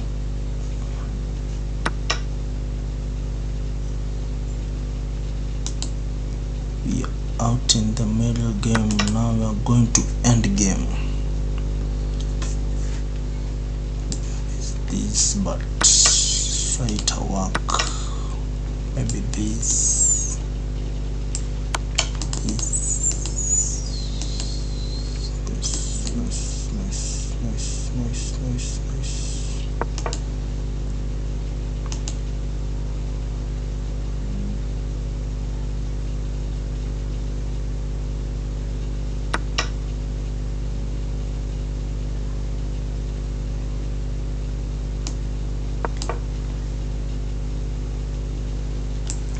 Nice.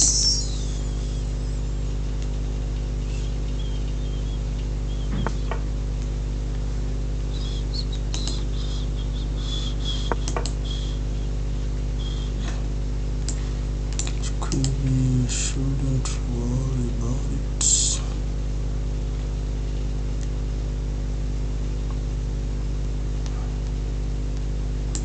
This is what worries me.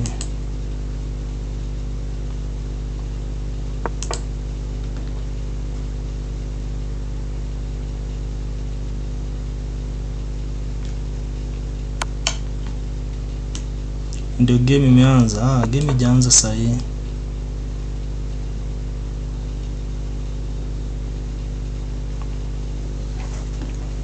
Tuko tuna solve puzzle, then tukamua tuingie one game.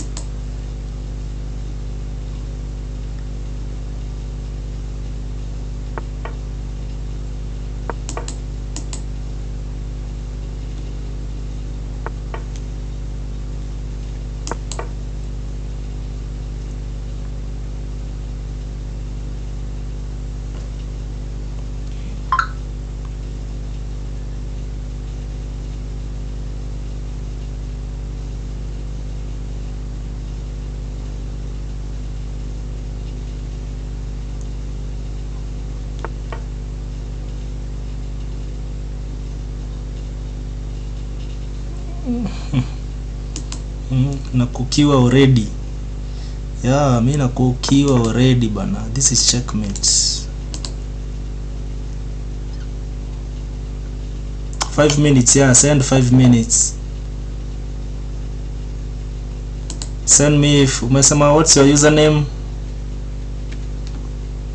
Yeah, I misplayed that game, Italian game. Checkmate, yeah. Nafaa kuwa at least finally Eddie naona amekuwa akisikiza videos. Guamba. Yeah, Eddie nimeona amekuwa nimeona videos zimemsaidia. I can feel the gameplay yake see the same. You're saying Guamba. Is this it? Is this it? I've heard some match before. Send the challenge.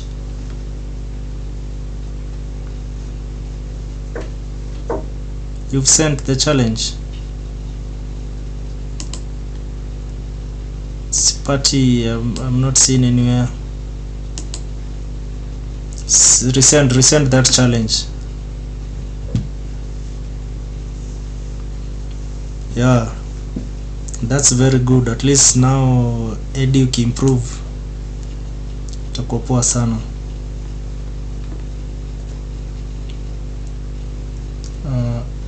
You've sent the challenge. You've said it's Guam. I'm not Gumbamb.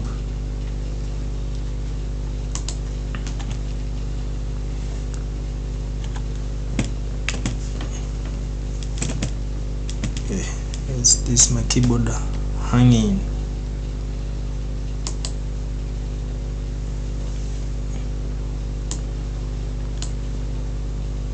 Challenge. I sent 5 minutes. You've said 5 minutes.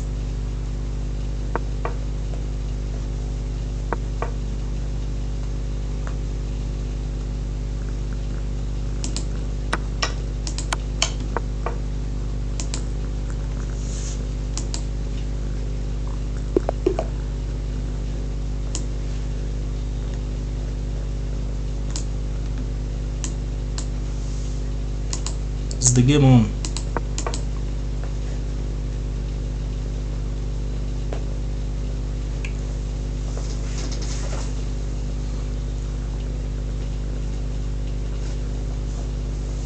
The game will auto abort. You're online. Linda. Okay, that's good. Ed, we play a rematch.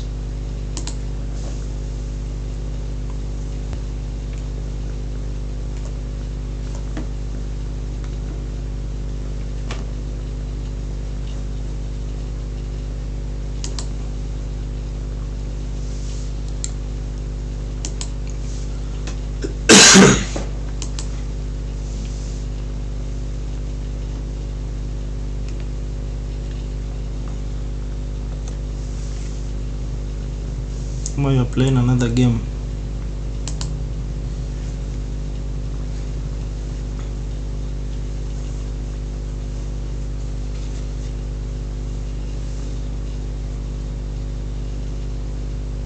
Middle game tactics are how most games are decided. Let's review so you can come out ahead next time.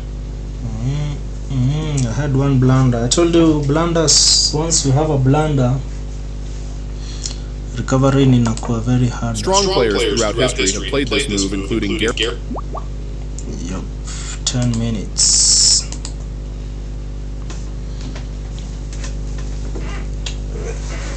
Kuna paka hapa inasumbua mtu sana.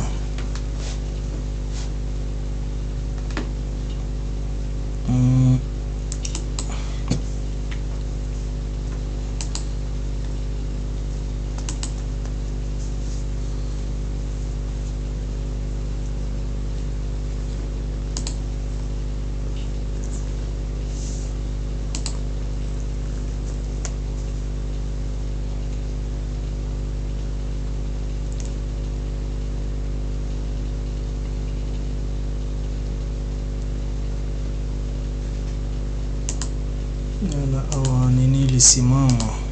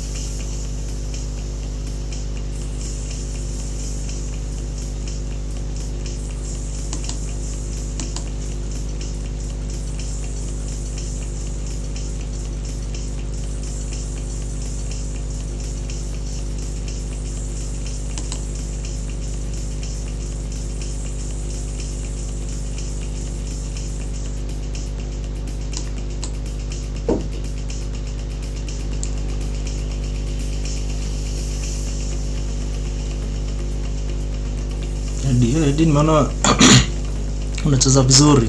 Okay, tumeenda hadi end game.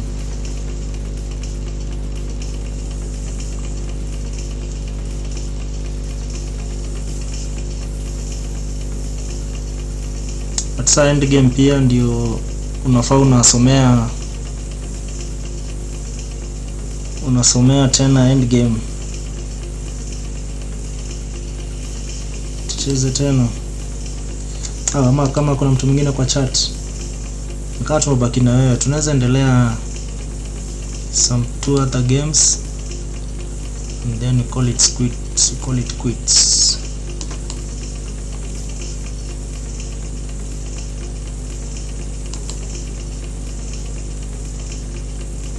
Sicilian defense.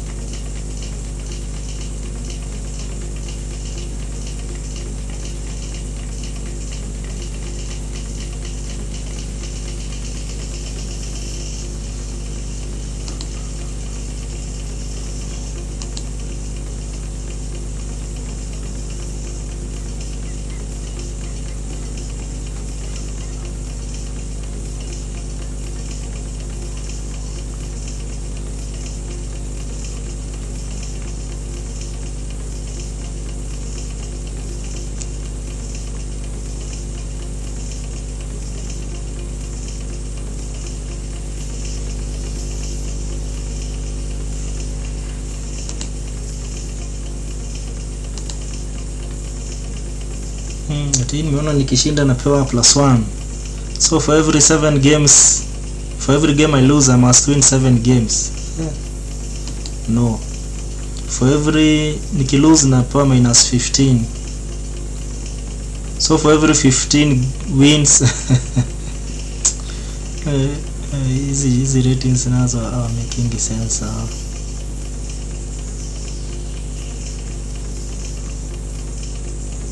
Ndo juzi nilikuwa nimeona vile Hikaru alienda kucheza this match, alienda kutafuta hao wasio wadogo, so akamwambia anaenda kufarm ratings.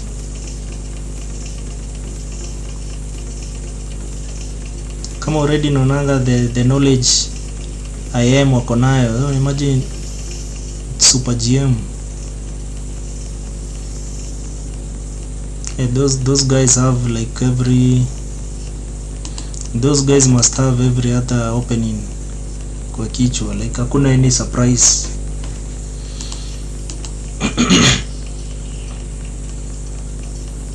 Like unaona kama games most of the games utacheza zitakuwa determined na tactics, position, but I think when GMs are playing,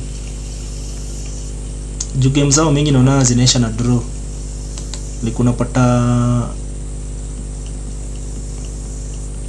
nini zo kwa na lot of draws.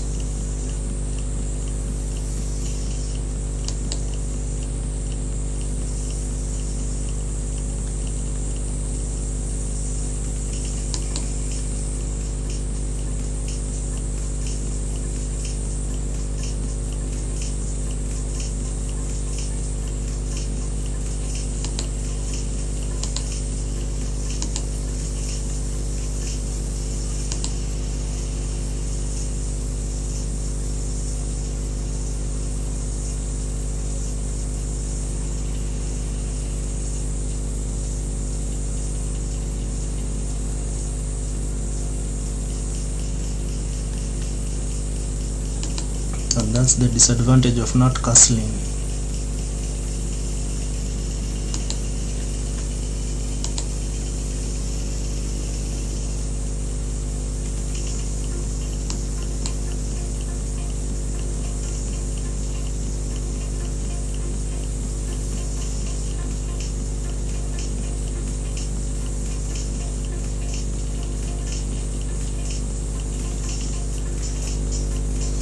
game ulianza mzuri, but tuseme the pawn push hapo kwa tukitransition to middle game, like hiyo pawn push ilikuwa prematured.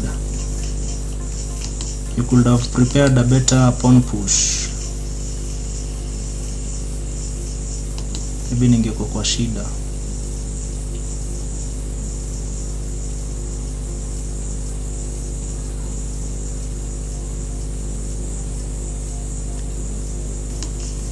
Let's get a free knight.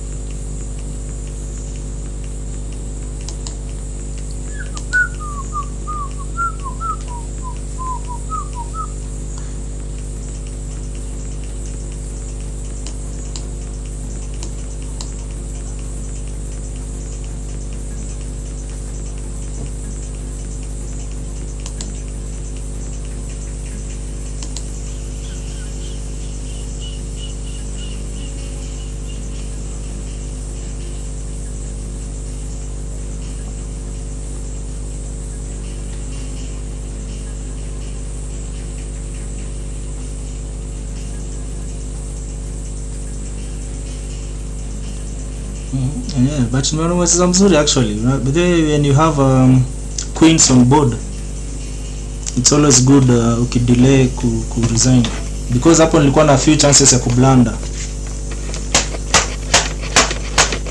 So ukiwa na queens especially under time pressure inakuanga very nice ukidelay, inakuwa very nice ukidelay ku resign, because some games are won that way. This, let me go for the center.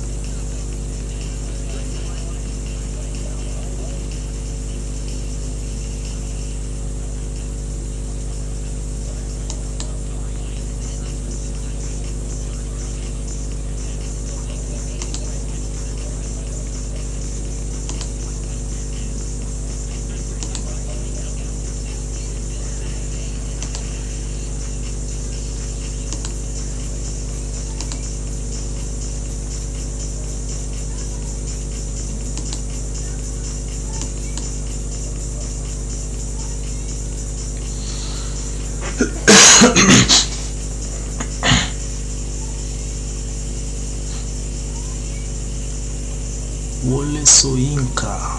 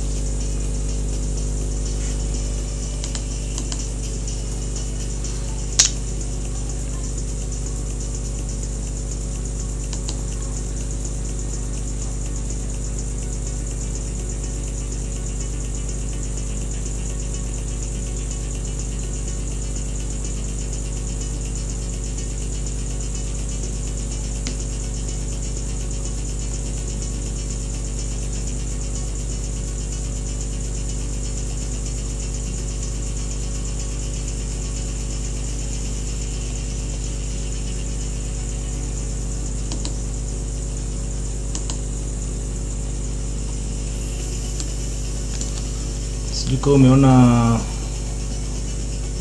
kulikuwa kuna fork.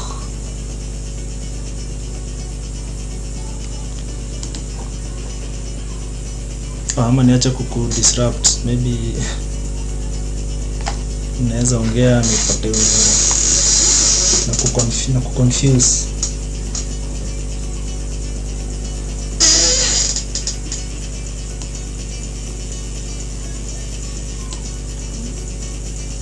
Then maana your night zimeimprove.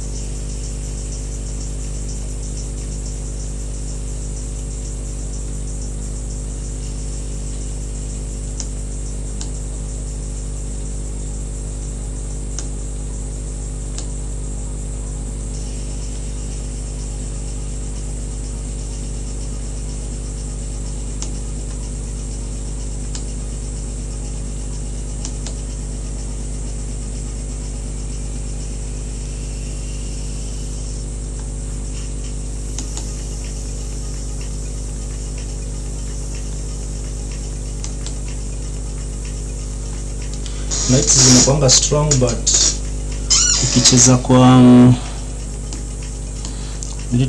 kukiwa na pawns both sides of the board kidogo bishops zinaweza kudominate. Otherwise pawns ingekuwa side moja ya board, hii game ingekuwa initambariza.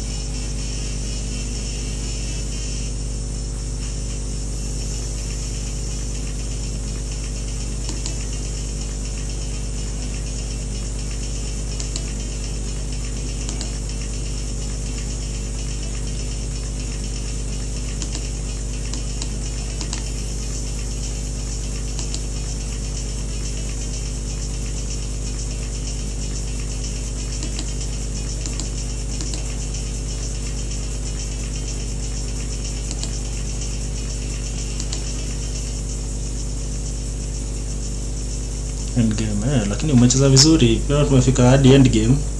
Tuseme tu ni hiyo ifo kulikosa kuiona. Maybe hiyo fork inge change outcome of this game. Ulikuwa umefork my knight and bishop. But I was attacking that pawn, so maybe one extra pawn with the knight probably unge convert this game.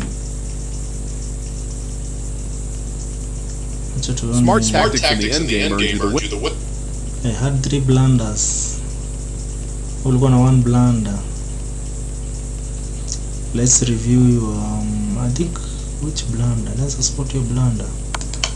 This move gives you the opportunity to win their rook. This one end game. So umeona kule unafaa improve ni end game. So unaona the last game ulilishindia kwa middle game. Smart tactics in the end game. But once tulifika you allow the opponent to eventually win material. Yeah, so this yeah, this was a missed. Unaona pia kuna missed tactics. Lakini hizi tactics za machine are you sure tungecheza hivi?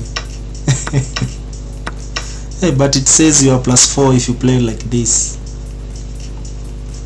But tactics zingine, that's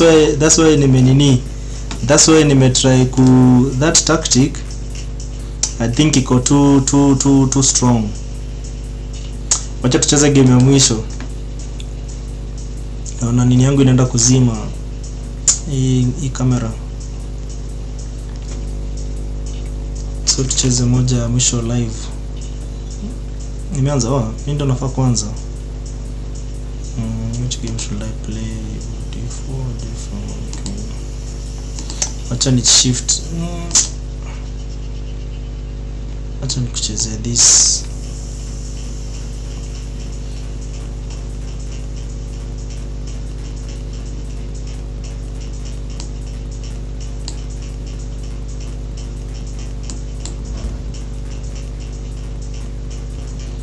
Benoni.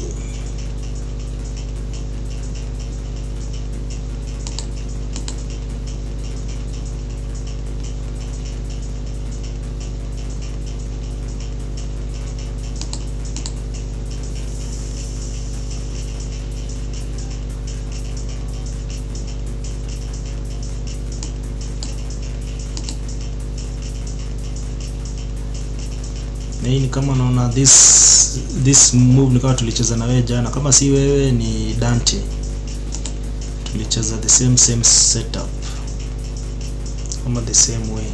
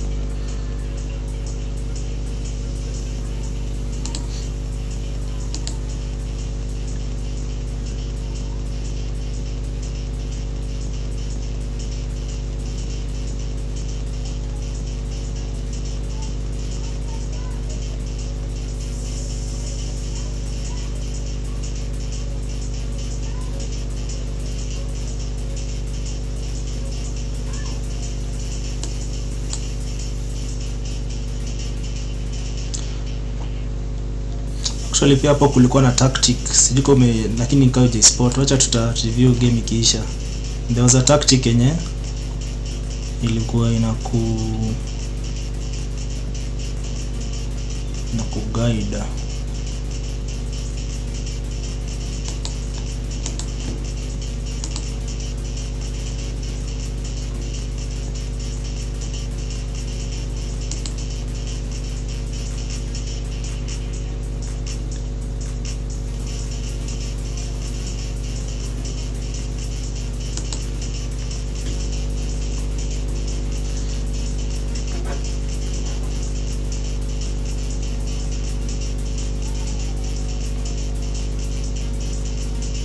developing HS. Niliona ku come up with the plans inakuanga task, ku come up with good plans. Okay, come up na plan is simple, but good plans it's not that easy.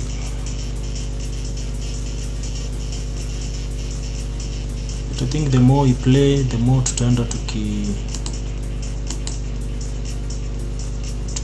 hizi ideas.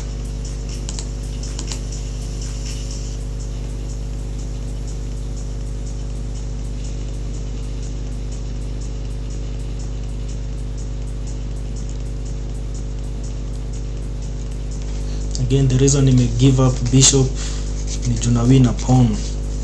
Sometimes winning a pawn by giving up a bishop pair inaweza kuwa useful. It's not always a mistake. Sometimes unaona some people wanataka ku hold sana na into their bishops, wanasahau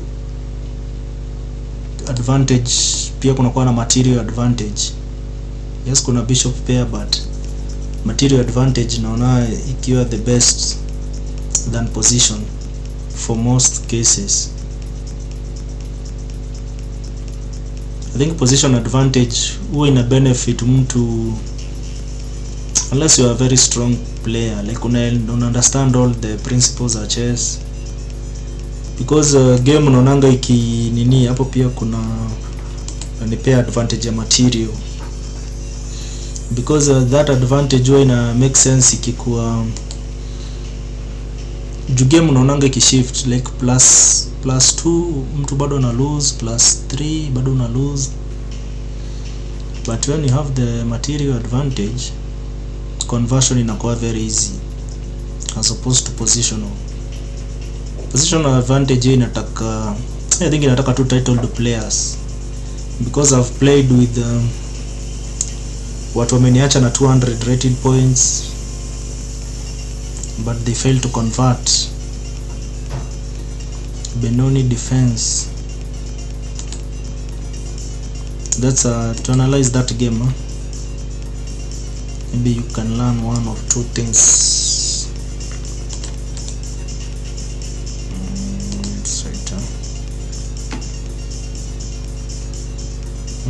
Hata hii jafika end game, middle game, so I think ni blunder hiyo yenye umeniallow hapo. Acha turudie this in this position. Niliona sijui kama this ina work, easy desperado, like ukicheck hapa, why is it not moving? Oh, nilicheck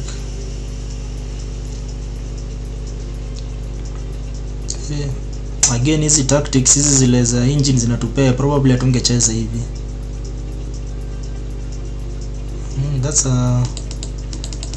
That's a very long nini. Unaona game yetu hata ikuende hivyo. I think from hapa bado nasema this rook, ni juu ya this. So hapa so unaona pia napewa inaccuracy with this knight to, but I spotted this tactic, maybe I wanted it to work, maybe I thought bado nita continue with this. So hapa niliona ni kama unaweza chukua this like this.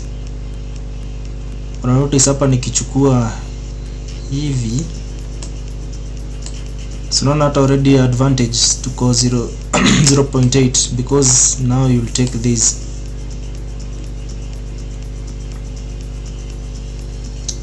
So probably ningechukua hivyo, you take back. So you have these three central points.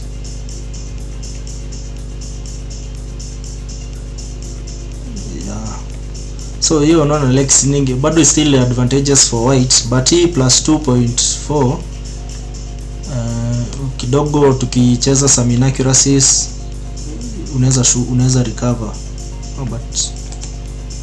But bado I think iko the best way. Engine inasema ungecheza, let me see. So this position, wacha tuone engine ilikupea, tunaona tuko 0.8, tuone engine ilikupatia which option.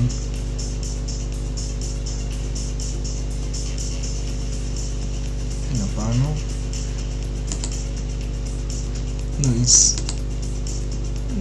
it's you to play, right? Let's see. Inaniambia nirudi na knight. Why is it tell? Nataka kuweka wewe ndio unacheza from here. Engine ananiambia tu ninge break baada ya kucheza this. So acha tuende from hapo. Acha tuone follow up. Black response.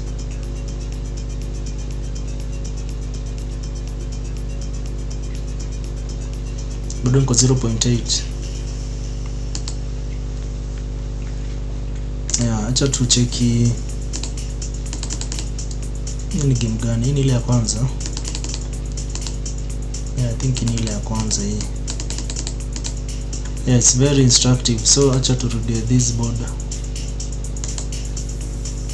So ulikuwa able to honor the inaccuracies. Let's see the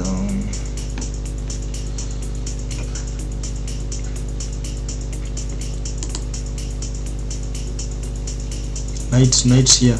I think hapa the moment can ulikosea ni this pawn to move this pawn. Already it's a backward pawn. So this is a long term weakness. Hiyo ndio kitu nilispot. So the moment nimekuwa allow to push this pawn like this, I trade, you've removed that backwardness. So game saizi yezaonekana as a weakness because kuna so many pieces on board. So that's why sikutaka kutrade hivi. Junior kama ningekupea and then upush, ucontrol. So unaona this pawn chain like kungekuwa ni kama kuna pawn chain hapa. Ingekuwa hanging. Unaona unge trade this and this. So ungekuwa na 4 pawns huko against 3 na mimi ningekuwa kuna 4 against 3 zako. So end game ingekufavor. That's why I wanted this pawn. Jupe na limit your pieces. Una notice hata nili point out I think the last match vile tunazuia natural squares.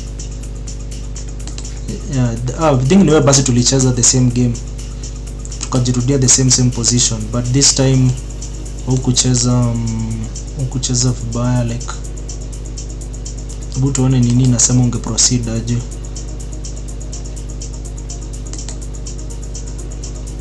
Inasema unge move that knight.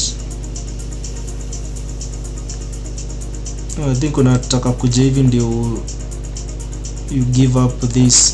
Kumbuka hata ukikuwa down a pawn, so long as this imekuwa weakness, kuitarget inaweza kuwa easy.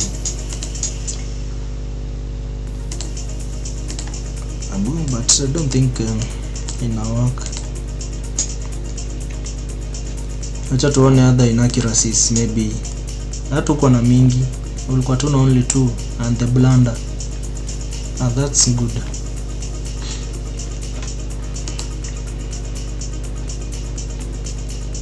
Yeah. Acha basi naona end ni kama tutaenda hapo. Tutaenda live. Sasa karibu Eda.